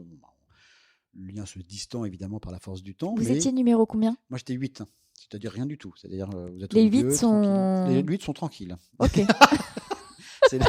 Et c'est ça qui est bien, c'est que on a un peu plus de temps que les autres. Non, on s'occupe de la communication de la conférence, donc c'est quand même des choses, et puis de la médaille de la conférence, et puis de tout. Bref, on est central et c'est le pivot de la conférence, donc c'est Bien essentiel. évidemment, les plus importants. Et d'aucuns diront que voilà, c'est extrêmement important et gratifiant d'être numéro 8 et c'est une lignée formidable. Voilà. De toute façon, chaque lignée se défend, donc voilà. par définition, Mais 8, c'est chaque comme ça. lignée est la meilleure. Voilà, c'est sympa parce que on n'a pas la pression. Donc vous disiez, on parlait de la délicatesse de suivre ses confrères et de rester en lien. Oui, et essentiel. Là encore, pardon, pour reprendre là ce matin, je suis allé plaider, le confrère n'était pas tout à fait aimable. Voilà, et puis à la fin, il était après les plaidoiries, voilà, on s'est quitté bons amis. Et je me dis, bon voilà, on a retrouvé quand même l'esprit, même si c'était un peu formel, de la confraternité. Qui évite les dérapages et de se taper dessus. Voilà. Parce qu'on donc l'audience se passe de manière un petit peu tendue. Oui, parce que le dossier est tendu. Il y a le dossier avec Oui. une dizaine d'années, voilà, avec un certain nombre d'éléments. En plus, on vous renvoie en médiation. En plus, on nous renvoie en médiation. Mais et paradoxalement, c'est dans le cadre de la discussion autour de cette médiation que la glace, c'est un peu des Parce que vous étiez tous les deux d'accord pour ne pas aller en médiation ? Non, parce qu'on a compris qu'il fallait y aller désormais. Donc, d'une manière générale, on dit toujours oui. Bon, ça sert à rien. Pardon. Non, mais dites, vous avez le droit de dire ce que vous pensez de la médiation. Il se passe ce qui se passe, et que quelquefois ça aboutit. En tout cas, dans mon expérience, ça n'aboutit pas. C'est peut-être de ma faute, parce que j'y mets pas assez du mien. Mais tout ça pour dire que la médiation permet malgré tout. Non, mais de rappeler, c'est hyper important ça, de rappeler qu'en face de vous, vous avez une personne humaine à qui il faut parler, quelles que soient les choses qu'il a pu faire et quelles que soient les choses que vous lui reprochez. N'oubliez jamais que votre adversaire, c'est une personne humaine et que par conséquent, l'échange est toujours possible. Et c'est en cela où la médiation est intéressante, même si ça n'aboutit pas. Au moins pour renouer une sorte de dialogue, même si c'est pour se réengueuler. Bon, mais qu'on comprenne que derrière, c'est pas que des dossiers, c'est pas que de l'argent. Il y a aussi des personnes qui ont des convictions différentes. On s'affronte, mais on vit la même humanité. Et donc là, typiquement, on vous dit votre plaidoirie, allez en médiation, et la médiation s'est faite tout de suite après ?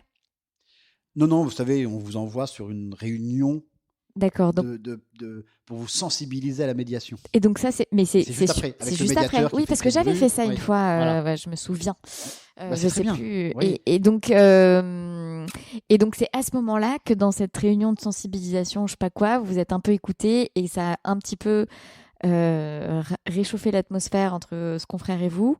Voilà. Et que vous avez pu vous quitter presque bons amis. Exactement. En tout cas, confrères. En tout cas, avec un échange entre deux personnes qui exercent la même profession et qui auraient pu être de l'autre côté et qui se rappellent que on n'est pas là pour avoir de mauvais sentiments à l'endroit de notre confrère. On est là pour faire notre travail, mais on n'est pas là pour l'aimer ou pas l'aimer. C'est pas le sujet. Le sujet, c'est on est là pour respecter le contradictoire, respecter nos règles, et on se retrouvera le lendemain dans une position différente et on sera heureux de savoir qu'on est entre bons professionnels. Oui. C'est ça l'important. Après, s'il peut y avoir une estime liée à l'ancienneté, les vieux confrères, moi j'ai énormément d'estime. L'autre jour, j'ai un confrère qui m'a appelé pour me confier un dossier. Il avait près de 90 ans. Et il exerce toujours ? Oui, il exerce toujours.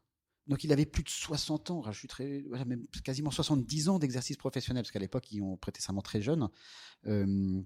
Comment ne pas être admiratif de toute cette carrière ? Et en plus, il est très rigolo, il est pied noir, voilà, on s'amuse bien, et puis il exerce à l'ancienne, et j'étais admiratif il est un peu filou, et admiratif mais dans le bon sens du terme, c'est-à-dire la façon il est facétieux, ingénieux dans la façon de défendre les dossiers, il tente tout, et filou dans le bon sens, pardon, c'est pas du tout une critique contre lui, au contraire, il est imaginatif, ingénieux, voilà, facétieux, et à l'ancienne, et tout en étant extrêmement aimable, mais à tel point que c'est une leçon, c'est-à-dire une leçon d'amabilité. En disant mais voilà comment se comportaient les anciens et voilà comment on ne se comporte plus entre nous et pourtant on a beaucoup à apprendre de cela parce que ça nous évite des ulcères, ne serait-ce que d'être très égoïste, ça nous évite des ulcères à l'estomac. Si en plus du dossier, en plus de tout cela, il faut gérer l'agressivité avec le confrère, le métier devient insupportable. Alors que si, à l'ancienne, on plaide fortement, mais derrière, on va à la buvette du palais, on se tape sur l'épaule et on reste bons amis. Vous parliez de...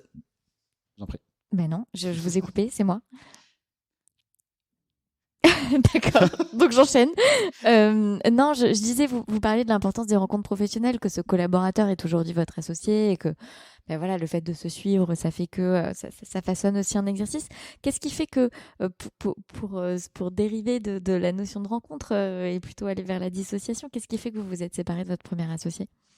Sans rentrer dans le détail, des questions bah non, je ne rentrerai pas dans le détail. Ok, vous avez le droit de refuser de répondre. Ouais.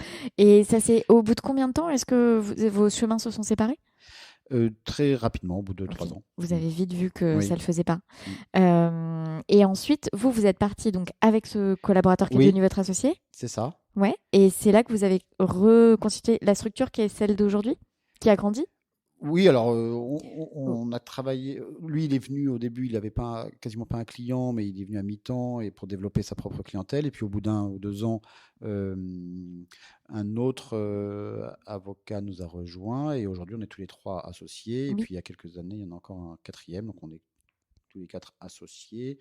Donc oui, c'est on peut dire que c'est et même on est 5 associés, pardon, et même c'est la continuité, il ne faut pas que j'oublie les uns les autres, c'est la continuité de cette structure, mais à chaque association, c'est une nouvelle structure finalement qui est Qu'est-ce qui a refondée. motivé les différentes associations justement? Le fait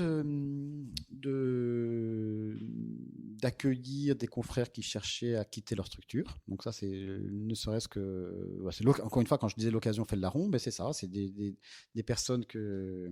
Bon, déjà, ils sont tous membres de ma famille quasiment, donc c'est surtout ça. Non, c'est le lien... Mais ça peut être mais un... ça aide. Mais pourquoi Voilà. pas? Enfin, je veux dire, Mais, autant non, le mais dire. voilà, je veux dire, c'est des avocats que je connaissais depuis longtemps et qui, à un moment donné, ont quitté leur structure, ont cherché un point de chute et l'occasion a fait que ça collait bien et qu'on pouvait les intégrer dans notre structure. Voilà. Et donc, il y avait ce lien préalable, soit de travail, soit effectivement familial, soit d'amitié, mais toujours avec le respect de l'engagement professionnel et du sérieux professionnel et de la qualité de la façon d'exercer.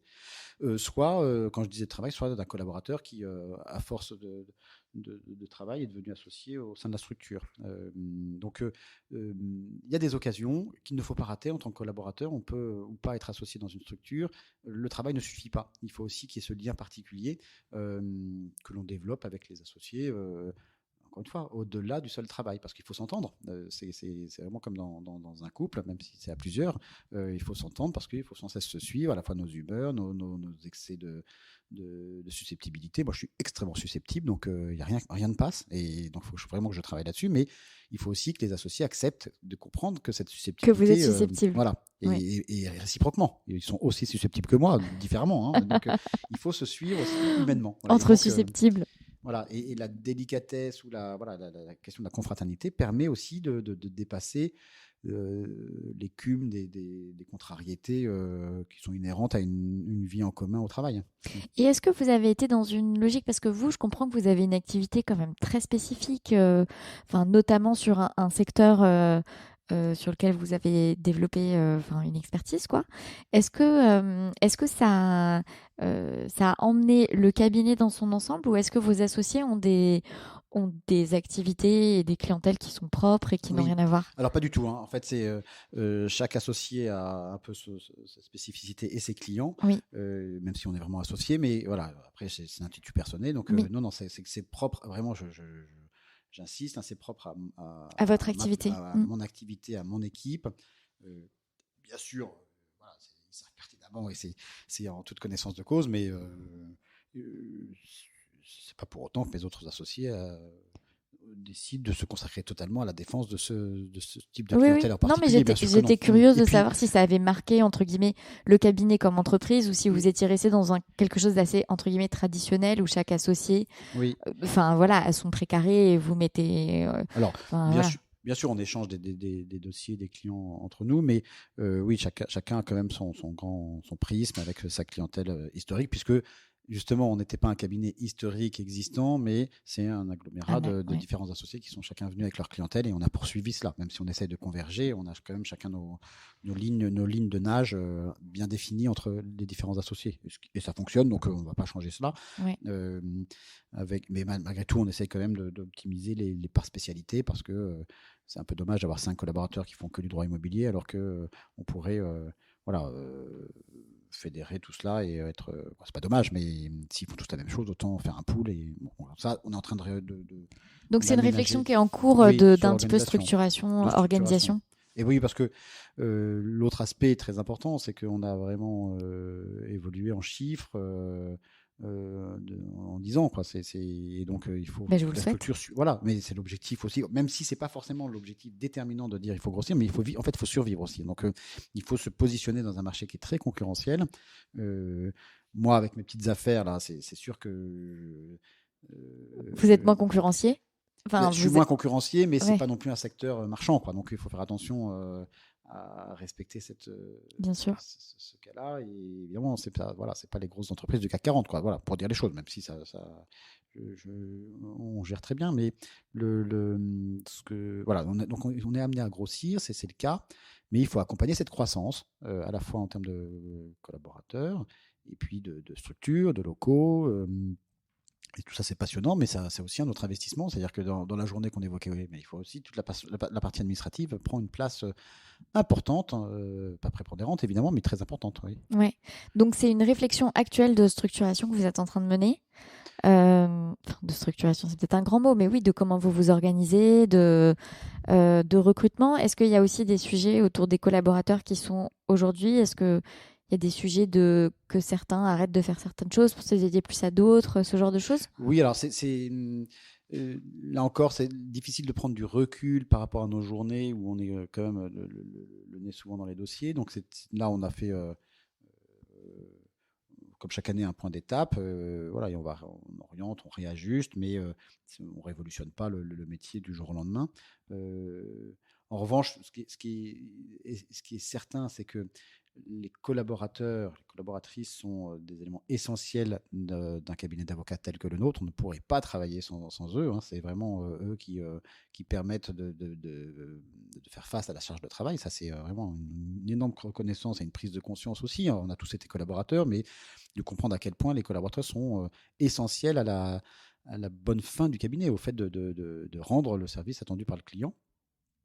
Donc, et ça déjà, il faut donner plus de reconnaissance aux collaborateurs. Et puis, l'autre aspect sur lequel on doit vraiment travailler, c'est les perspectives, parce que on se rend compte très fréquemment que les collaborateurs font les premières années, et puis au bout d'un moment, ils sont tellement épuisés déjà d'avoir tant travaillé, et puis aussi de se dire, mais quel est mon avenir dans cette profession, alors que j'ai pas nécessairement eu le temps de développer ma clientèle personnelle. Donc moi, j'invite énormément à développer. Je trouve que ça fait partie du métier de développer sa clientèle personnelle, et c'est dommage qu'on ne prenne pas les mesures pour aider davantage à ce que le collaborateur se sente à l'aise avec sa clientèle personnelle. Alors après, évidemment, il faut travailler plus. Et comment vous voulez faire?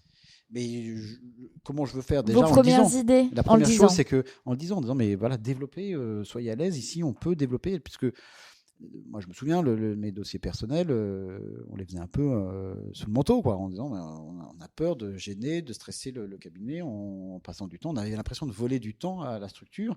Et le fait que l'associé vienne dire au collaborateur, mais non, ça fait partie du contrat déjà de collaboration. Et c'est utile aussi au développement de la structure que vous soyez en lien direct avec vos clients, par rapport à la facturation, par rapport à la gestion d'un rendez-vous, par rapport au fait de mener de A à Z ce dossier sous votre responsabilité, avec le stress que ça incombe, que ça nécessite, que ça suscite, mais également avec l'expérience que ça vous donne. Et bien, c'est un plus pour le cabinet. C'est pas du temps perdu, même si évidemment derrière, dans la journée, au moment où vous faites votre garde à vue, le dossier il avance pas beaucoup le reste du temps. Mais là encore, c'est une articulation entre le cabinet et le collaborateur. Et quand tout le monde est de bonne volonté, les choses s'articulent très bien. Vous avez l'impression qu'il y a une appétence de vos du coup, je vais dire collaboratrices, parce que je comprends que vous avez que des collaboratrices en ce moment. Vous sentez qu'il y a une appétence de vos collaboratrices à ce développement de clientèle personnelle? C'est très variable. Certaines considèrent que ça ne fait pas partie de leurs envies. Voilà, de leurs envies, ou pour avoir peut-être pas forcément de l'appétence sur cet exercice-là, qui est comme particulier. Hein. Quand vous vous retrouvez face à un client, voilà, c'est différent que quand il y a l'associé qui fait le filtre, ou en tout cas qui assume la responsabilité. Et donc, c'est variable. Et puis, certaines ont des occasions, d'autres moins.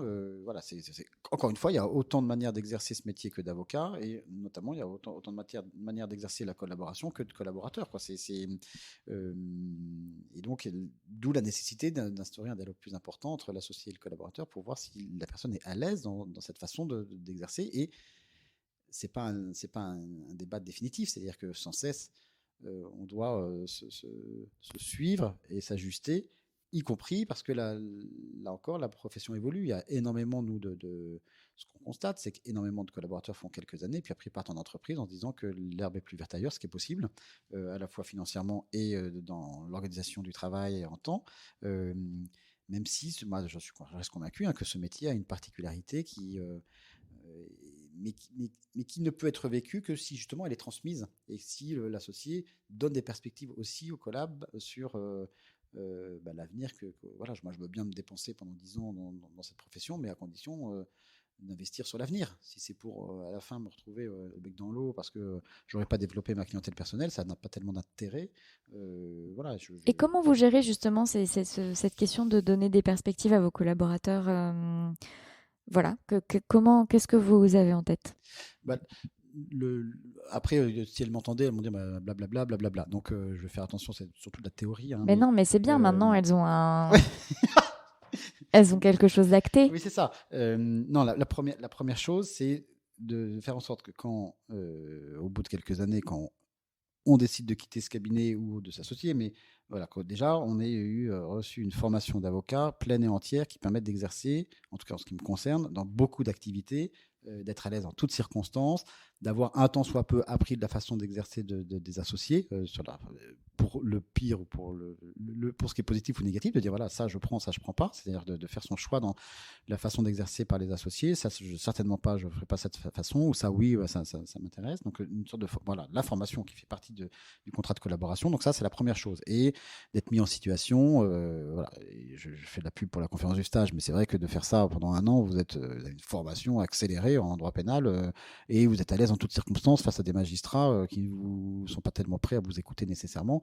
Et voilà, c'est un des éléments. Alors, c'est pas le contrat de collaboration en lui-même, mais voilà, de faire en sorte que le collaborateur puisse passer la conférence du stage, par exemple, ça peut être aussi un des éléments de la formation. Donc, être bien formé comme avocat.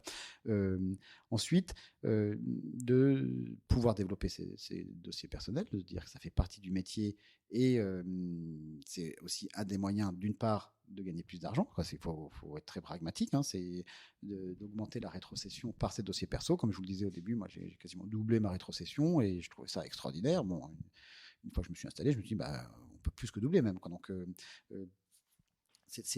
mais déjà quand on commence les premières années, c'est que ça met du beurre dans les épinards, quoi. C'est pas neutre parce qu'à Paris la vie est très chère et donc voilà, il n'y a pas que le contrat de collaboration qui permet de vivre. On a d'autres moyens de subsistance, dirait la fourmi, et notamment d'avoir des dossiers perso que l'on facture, d'apprendre ensuite à gérer ses persos et avec voilà, souvent les collaborateurs me disent mais est-ce que je peux vous poser des questions sur bien sûr, au contraire, c'est pas parce que c'est un dossier perso que il ne doit pas y avoir le soutien, ne serait-ce que moral, de l'associé qui vient de dire oui, là vous avez bien fait, là gérer dans ce sens, il faut facturer, surtout considérer que vous retoquez beaucoup vos collaboratrices sur la manière dont elles facturent. Non. Alors, moi, je suis assez souple là-dessus. Voilà. Et puis, pour les persos, ils font bien ce qu'ils veulent. Mais ce que je veux dire, c'est que tant qu'à donner sa vie pour des clients, autant la gagner, quoi. Sauf si vous décidez de défendre telle ou telle cause pro bono, hein, ce qui fait partie aussi du métier. Mais sinon, tant qu'à déséquilibrer à la fois votre vie personnelle, votre vie familiale, votre vie professionnelle, votre vie dans la cité, autant que ça vous rapporte aussi, que ça vous permette précisément de bien vivre financièrement. Et donc c'est important, et surtout qu'on n'a pas forcément été formé sur le sujet. Voilà, je reviens toujours à ça, mais de savoir facturer par rapport au marché, par rapport à ce qui est la capacité du client, par rapport aussi à ses besoins. Hein. Il faut, ça sert à rien de surfacturer si vous n'avez pas gros besoins. Donc, il faut prendre ça en considération. Et puis surtout, la capacité du client. Les honoraires sont librement négociés avec le client. Donc, tout est possible. Et comme tout est possible, il faut vraiment être formé à ce sujet parce que c'est quand même très compliqué. C'est pas une science exacte, la facturation. Et alors, non mais moi, votre science de facturation, ça m'intéresse. Comment vous faites, vous, votre facturation? Alors, moi, curieusement, ou enfin c'est très traditionnel, j'essaie d'être le plus objectif possible, de ne pas voler le client, ça c'est hyper important, de pouvoir de justifier chacune des factures si c'est demandé, de ne pas évidemment surévaluer le temps, mais aussi de facturer le plus juste possible pour le cabinet, c'est-à-dire qu'il y a un service qui est rendu, ça vaut, c'est une valeur économique et donc il est hors de question de nécessairement systématiquement éroder ou limiter la facturation parce que pour un tas de raisons, il y a un tas de raisons qui militent pour réduire les factures. Non, il faut aussi que le service rendu trouve un équilibre, une contrepartie économique pour le bien du cabinet aussi. Donc, et ça, j'ai beaucoup évolué. Encore une fois, les premières années, la facturation, c'était quand même pas ma préoccupation principale. Ça m'intéressait pas. La méthode anglaise d'un de mes amis anglais, qu'un de mes amis avocats anglais m'avait expliqué, les baristers ne facturent jamais. Ils ont des clerks pour facturer. Donc, ils ont des personnes dont c'est le métier, qui ont fait une école de commerce, qui négocient les factures avec les clients, mais l'avocat, parce que il est noble, ne facture pas. Donc, il se refuse de s'intéresser à quelques questions d'argent. C'était génial. Moi, je me dis, je vais faire ça, mais je ne l'ai jamais mis en œuvre. C'est extraordinaire. C'est-à-dire que vous travaillez intellectuellement, mais vous ne vous occupez pas de la basse partie matérielle. C'est très chic. C'est très chic. C'est mais très, malheureusement, très je ne suis pas barista, je ne suis pas en mesure de Et donc, vous de payer faites un quoi à clerc. partir du temps passé? Vous faites à partir de... Comment vous... Alors, au cabinet, il y a un peu de tout. Il y a dans le sens où il y a des forfaits, il y a des négociés en amont, au temps passé. Moi, je suis essentiellement au temps passé parce que je trouve que c'est le plus juste, même si, évidemment... Et je facture de façon très régulière tous les mois. Donc ça, c'est là encore... quelque chose qui m'a transmis les premiers associés avec qui j'ai travaillé, c'est la régularité de la facture qui fait partie du métier et qui est un service que l'on doit aux clients. Cette régularité mensuelle qui peut être tous les 2 mois, hein, mais moi c'est mensuel, et de façon à ce que le client voit chaque mois où il en est, qu'il puisse contester la facture s'il lui considère qu'elle n'est pas justifiée, et que le cabinet puisse se rendre compte qu'il ne paye pas, et donc cesser les diligences si c'est pas payé, de façon à ce que on se suive et qu'on agisse en bonne intelligence entre le client et le cabinet d'avocats. Facturation mensuelle, ça permet de lever les difficultés quand il y en a, et puis d'aller chercher les honoraires quand ils ne sont pas payés, ce qui arrive de plus en plus. Et on parlait de vos collaboratrices. J'ai l'impression que... est-ce que vous avez subi plus de départs, à un moment, des départs qui ont fait que vous vous êtes posé des questions sur, justement, Oui. Vous avez parlé de la reconnaissance aussi, vous avez subi des départs avec des remontrances qui ont fait que vous vous êtes remis un peu en question dans cet aspect-là? Alors, des remontrances, non. Mais des départs plus fréquents ces 5 dernières années, oui. Alors, soit c'est l'évolution de la société, soit c'est l'évolution du cabinet, et soit on a loupé quelque chose dans nos relations avec les collaborateurs. Mais c'est un constat, effectivement, statistique, qu'il me semble qu'il y a eu plus de départs ces 5 dernières années qu'il y en a eu les 5 années précédentes, par exemple, alors que c'était la même structure. Alors, soit c'est un départ plus important structurel, mais peu importe, c'est-à-dire que ce qui se passe ailleurs, c'est intéressant, mais moi, je suis directement concerné par ce qui se passe au cabinet. Et donc, soit c'est lié au cabinet, mais dans les 2 cas, il faut prendre des moyens pour faire en sorte que le collaborateur se sente bien au travail et puis s'investisse dans la durée. Et ces moyens-là, il faut les mettre en œuvre. Et c'est assez simple, hein, c'est soit financier, soit effectivement déployer plus d'éléments pour que le collaborateur se dise c'est ici que je veux travailler et pas ailleurs. Donc, d'où ces questions de réflexion sur l'évolution dans la structure et les possibilités d'évolution, et quoi d'autre? Donc, vous avez évoqué le télétravail aussi, la réflexion sur peut-être l'organisation du travail. Exactement. Voilà, après, les leviers, il n'y en a pas 36, hein, donc oui, le télétravail en fait partie. Les locaux. Donc, c'est pour ça que vous déménagez? Non, je n'ai jamais dit que je déménageais. Pardon. Mais les locaux, il y a une grande réflexion, évidemment. Aujourd'hui, toutes les boîtes sont en train de se dire qu'il faut réduire précisément parce qu'il y a le télétravail et que les locaux coûtent cher. Bon, nous, on a des beaux locaux, on est assez au large. Et donc, on va essayer de préserver ça au maximum parce que c'est un des éléments intéressants d'avoir son bureau presque, d'avoir sa liberté d'organisation et sans avoir 4 personnes avec qui travailler toute la journée. Donc, c'est des éléments qui sont pas financiers directement pour le collaborateur, mais qui sont quand même des atouts. Il y a une belle cuisine ici, voilà, il y a une certaine convivialité qu'on essaye en tout cas de respecter, sinon d'alimenter, mais bon, surtout de respecter. Il y a une bonne fraternité entre les collaborateurs, je trouve. Euh, et ça, l'associé ne fait pas tout, mais il peut être un élément qui vient être un obstacle à cette fraternité. Et donc, il doit mettre du lien aussi et donner la possibilité d'eux et limiter les agressivités. Voilà, il y a aussi toute la manière de se comporter en professionnel au sein du cabinet.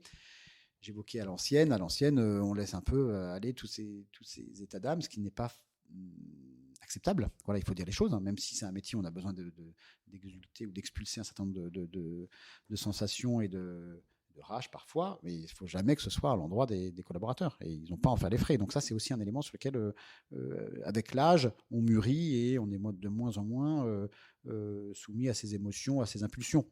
Même si ça peut ressortir de temps en temps, mais voilà, il faut rester professionnel et être le plus constant possible, parce que la constance n'est pas du tout une de mes qualités, mais je travaille. Mais la constance est importante. Hein. Ouais. Vous avez l'impression que c'est des discussions que vous avez pu avoir avec les collaborateurs qui vous ont quitté de manière subie ? Ce qui a sous-tendu leur départ, ouais, ces questions-là. Non, alors moi j'ai toujours quitté en bons termes les collaborateurs, mais c'est sûr que j'ai pas fait l'entretien de départ de façon approfondie, et c'est peut-être une erreur, même c'est certainement une erreur. On gagne toujours à apprendre de ces cas de vérité, par exemple. Donc, j'ai pas donné l'occasion de me faire entendre mes cas de vérité. Voilà, même si j'ai de très bons liens avec les anciens collaborateurs. Mais j'aurais pu faire cet exercice, et d'ailleurs je peux encore le faire. Donc on va faire un cocktail, une réunion avec tous les anciens collaborateurs pour se faire entendre dire ce qui allait et ce qui n'allait pas. C'est une très bonne idée. Pardon, je suis désolée, je voulais pas. Non, mais j'étais curieuse. Et vous avez évoqué le fait qu'il fallait à la fois tout changer pour que rien ne change. Et que donc vous étiez dans une phase un peu de transformation. Là, on a parlé un peu de transformation avec vos collaborateurs, etc., etc. Comment vous projetez ces prochaines années ? Vous avez dit les 25 prochaines, du coup.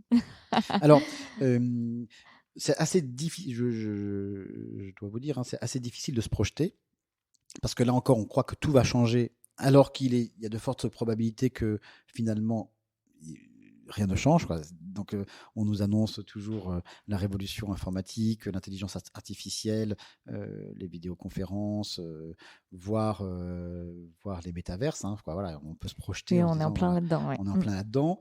Mais ce qu'on se disait entre associés, c'est que tout cela, on nous l'a déjà dit en 2000 quand Internet est venu, et on est en 2022. Ça a certes modifié notre façon d'exercer, c'est très clair, mais ça n'a pas révolutionné le métier d'avocat. On exerce toujours de la même manière. Il y a des choses qui ont changé, mais ça n'a pas révolutionné fondamentalement le métier d'avocat. Il y a toujours la nécessité d'avoir un contact avec le client, de faire une défense et des conclusions, et puis d'aller, in fine, peut-être pas plaider, mais malgré tout, il y a quand même au moins déposer un dossier. Voilà, il y a encore des espaces de plaidoirie. Bon, donc ça n'a pas totalement révolutionné. Donc là, on nous annonce l'intelligence artificielle très concrètement en pratique, avec, à part doctrine.fr, où effectivement on a un meilleur accès aux décisions, mais sinon il n'y a vraiment rien qui se passe de vraiment révolutionnaire sur ce sujet-là. Ça pourrait arriver, mais je pense, je peux me tromper, qu'on a encore 20 ans avant qu'il y ait une vraie révolution qui modifie ce qui s'est passé depuis Internet. 2000-2020, ça a mis 20 ans à vraiment changer. La dématérialisation des audiences aux procédures, par exemple, les audiences en visio qui commencent, voilà, il y a 20 ans, alors que la technologie existait. Donc, de mon point de vue, on a 20 ans, on va continuer à exercer de cette manière. Le fax, on a quasiment 1000 fax au rebut l'année dernière, quoi. Donc, voilà, ça a pas, il y avait des juridictions qui nous envoyaient encore des fax. Et bien en province, c'est très fréquent qu'on nous demande notre numéro de fax. Voilà, tout ça pour dire qu'ils n'ont pas cette nécessité, mais pourtant, avant que l'institution elle-même ne se saisisse des nouvelles technologies et modifie et fasse de la justice prédictive ou autre, il va se passer un certain nombre d'années. Donc, ne stressons pas. Mais soyons vigilants, bien sûr, parce que ça peut malgré tout évoluer très vite. Et projetons-nous en disant on continuera cet exercice, mais il faut être au goût du jour. Et ça, c'est les clients qui nous le disent. Si les clients sont encore au rendez-vous, il faut continuer. Vous voyez, ce que je veux dire, c'est que on peut faire des grandes théories. L'important, c'est de voir si on a rendu service au client, si le client nous refait confiance, nous renvoie des dossiers et nous marque sa confiance, pas forcément en nous félicitant, mais en payant les honoraires déjà, et puis en restant au cabinet. C'est la première chose. Et puis la deuxième chose, c'est ce que vous vous évoquiez, c'est l'évolution. Faut-il nécessairement grossir ou pas? Ce qui est intéressant, c'est de ne pas rester sur place. Et donc, le fait d'intégrer un nouvel associé, c'est un des éléments. C'est de dire, voilà, j'ai pas grossi par ma propre clientèle, mais j'ai grossi en intégrant un nouvel associé. On est passé de 5 à 6, par exemple, ou à 7. D'évoluer en changeant de bureau, par exemple, en disant, voilà, on ne reste pas complètement cantonné dans notre système. D'évoluer en s'ouvrant à d'autres espaces de clientèle aussi. Ça, c'était une des discussions avec mes associés, notamment sur tout ce qu'on appelle le droit mou, qui consiste dans les diagnostics et les autocontrôles des entreprises ou institutions avant que enquête interne. Voilà, enquête interne, qui est un espace, un champ de compétences. Je dis ça aux confrères, hein, c'est vraiment un lieu sur lequel on peut s'investir énormément parce qu'il y a un réel service à rendre et c'est, à mon avis, là où va se décaler le droit juridictionnel. C'est-à-dire que la justice n'a plus les moyens de rendre la justice et donc va soit passer à la médiation, ce qui prend de plus en plus de proportions, soit faire en sorte que le droit soit appliqué en amont par les institutions elles-mêmes. Et ça, c'est passionnant. Parce que l'avocat va rentrer dans ces institutions qui n'est pas c'est pas un droit contentieux, mais c'est du conseil avec un audit et on rentre dans l'institution pour la faire progresser. Et il y a énormément de choses à faire. Donc ça, c'est très intéressant. Bon, voilà, vous m'avez dit dans les 25 ans. Non, mais là, on parle vous parlez de prospective, mais même au-delà de la prospective, c'est-à-dire ce que vous sentez de comment la profession va évoluer. Et puis, mais je vous remercie d'ailleurs de le partager avec nous, un peu comment des voies d'opportunité que vous voyez en termes plus entrepreneurial. Vous, à titre personnel, dans votre exercice, de quoi est-ce que vous avez envie pour les prochaines années? C'est toute la réflexion du jour, donc c'est sympa de me poser la question, mais j'ai pas forcément la réponse. Bon, c'est-à-dire que j'aurais essayé. Moi, si je pouvais exercer comme je l'ai fait le premier jour, ça me va. Je suis déjà un vieux schnock. En fait, je suis déjà de l'ancienne génération malgré mon jeune âge. Et voilà, donc un peu passéiste. Et donc ce que je souhaite, c'est justement écarter ces vieilles lubies et de se dire mais non, il faut plaider avec son temps. Et qu'est-ce que tu mets en place pour plaider avec ton temps? Et ça, je vais vous dire, c'est pas moi qui vais apporter le changement, c'est les collaborateurs. Et donc, ce que je souhaite pour les 25 prochaines années, c'est d'avoir des collaborateurs ou collaboratrices qui aient cet état d'esprit de me faire évoluer dans ma pratique professionnelle. Et avec qui je peux échanger, parce que j'ai beaucoup à apprendre d'eux. Oui, bien sûr, c'est l'associé qui doit enseigner le collab, mais en réalité, non. Il y a compte tenu de l'évolution du métier, le collaborateur, par son expérience de vie digitale notamment, va apporter bien plus que ce que je pourrais lui apporter sur cet aspect-là. Pas juridiquement, bien sûr, mais quoique d'ailleurs, parce que les études commencent à être très anciennes, mais va apporter bien plus. Voilà. Et donc, si j'ai un message à me faire passer, c'est d'échanger davantage, d'investir davantage sur ce fameux statut de collaboration où, voilà, je redis, hein, c'est la richesse du cabinet. Il n'y a dans un cabinet de richesse que les collaborateurs, j'en suis persuadé. J'étais en train de me dire, j'ai oublié de lui poser cette question. En fait, vous me refaites une transition, c'est parfait, je vous remercie. Ça vous perturbe ces collaborateurs exclusivement collaboratrices? Alors, oui. Non, mais je veux dire, pas ça vous perturbe dans le sens où. Mais vous voyez, ça vous questionne Oui. Non, mais ça me perturbe parce que là encore, je suis un vieux schnock de droite et je me demande où sont les garçons. Voilà, donc ça, c'est la première chose d'un point de vue de société. On n'en voit plus. À l'université, il n'y a plus de garçons en proportion, mais il y a très peu de garçons. À l'école du barreau, il y a très peu de garçons. Je n'ai pas les stats en tête, mais je crois que c'est plus de 65% voilà. de femmes. Et dans les candidats, c'est essentiellement des femmes. Donc c'est un fait. Donc je peux le critiquer, je peux le regretter. Voilà. Et puis ne parlons pas de la magistrature où c'est quasiment exclusivement des compositions féminines. Bon, c'est un fait. J'aime beaucoup les femmes, voilà, mais je crois qu'il faut un équilibre. Donc on est passé d'un extrême à l'autre. Très bien, c'est la même chose. Je vais me faire taper sur les doigts, mais c'est la même chose dans l'équitation, où il n'y a plus que des femmes qui montent à cheval. Et donc mais ça fait longtemps. Ben non, et du coup les hommes s'en vont. Bon, ben voilà, là j'ai l'impression que. Alors que c'est le meilleur terrain de jeu. Voilà, exactement. Et donc là, j'ai l'impression que les hommes sont partis du métier d'avocat. Bon, voilà, c'est regrettable, mais pour autant, il y a énormément de qualités. Voilà, les collaboratrices que j'ai sont très fortes. Voilà, c'est différent. Voilà, il y a différentes manières de procéder, mais chacun est unique. Donc, moi, j'y trouve, je suis très satisfait des collaboratrices avec qui je travaille aujourd'hui. Mais effectivement, Et il ça n'y vous a plus cette parité. Voilà, il n'y a pas cet équilibre. Et puis, l'autre aspect, on pourrait me faire le reproche inverse. Tu es gentil avec tes considérations, mais dans tes associés, tu n'as que des garçons. Oui, c'est vrai, mais parce que là encore, l'opportunité s'est pas trouvée. Bien entendu, si l'opportunité se trouve, le sexe ne rentrera pas en ligne de compte, évidemment. Bah, je vous le souhaite.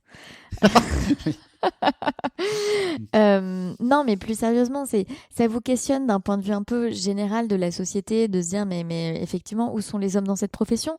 Ça vous questionne aussi enfin, par rapport à l'ambiance dans le cabinet,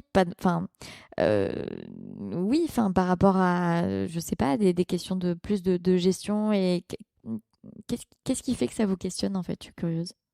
Non, après, en fait, Non, mais parce que ça change. Là encore une fois, je vais te dire une tautologie, ça change tout sans rien changer. C'est-à-dire que moi, je ne sais rien des spécificités féminines par rapport aux spécificités masculines dans le travail.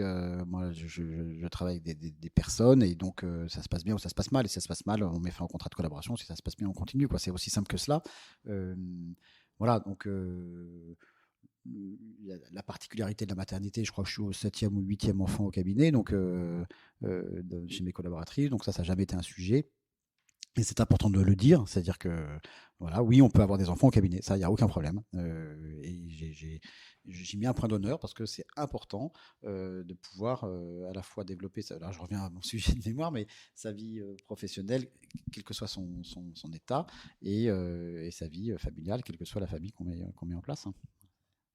Et quelle est votre dernière joie? Ah non, pardon, avant. Est-ce qu'il y a un confrère ou une consoeur dont vous admirez particulièrement le travail? Bah, oui. Est-ce que vous voulez partager un nom avec nous? Oui. Donc c'est mon premier patron.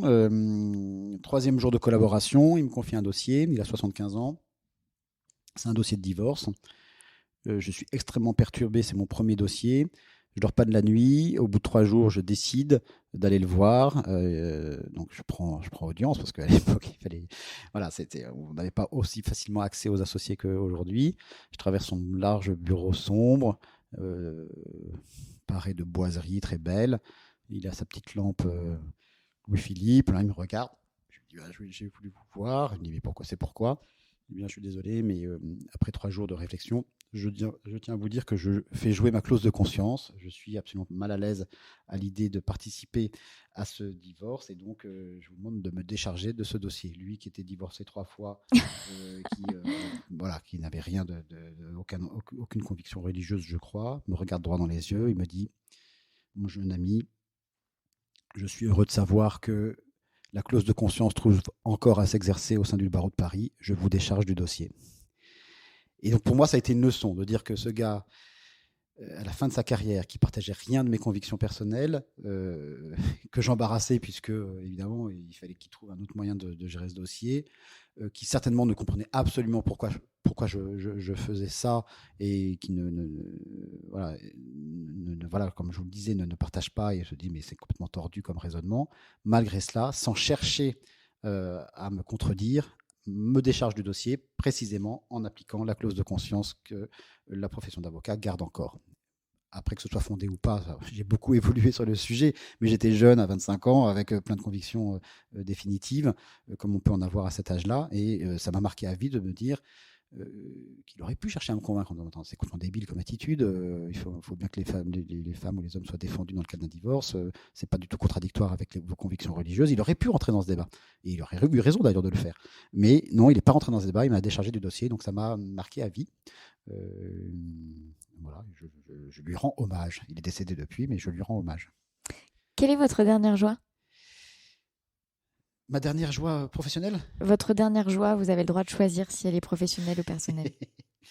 Et ma dernière joie, c'est mon audition à l'Assemblée nationale pour exposer un sujet qui me tenait à cœur devant des députés pour savoir s'il y avait lieu de faire une réforme législative et de découvrir que finalement, il y avait encore beaucoup à apprendre et que le champ des possibles en tant qu'avocat restait très ouvert et qu'on pouvait encore tenir 25 ans. Et qu'est-ce que vous portez sous votre robe? Sous un costume. Un costume Oui. bleu aujourd'hui. Oui, alors après, il y a le sujet de la cravate qui, là encore, fait partie des évolutions. La porte-t-on, la porte-t-on Aujourd'hui, pas. il y en a pas. C'est pas très essentiel, mais je crois que j'ai réglé le sujet en n'apportant plus. Mais je trouve ça dommage. Mais voilà, je fais partie des mâles dominants de 50 ans blancs et à cravate. À cravate. Ça, il faut Mais changer. sans cravate Donc, aujourd'hui. J'ai décidé de commencer à changer, donc je retire la cravate. Depuis Le quand reste, vous ça va être retirez la difficile. cravate? Depuis une semaine. Une semaine? C'est vrai? C'est vraiment nouveau comme Oui. décision? J'adore. J'ai bien fait de poser la Voilà. question.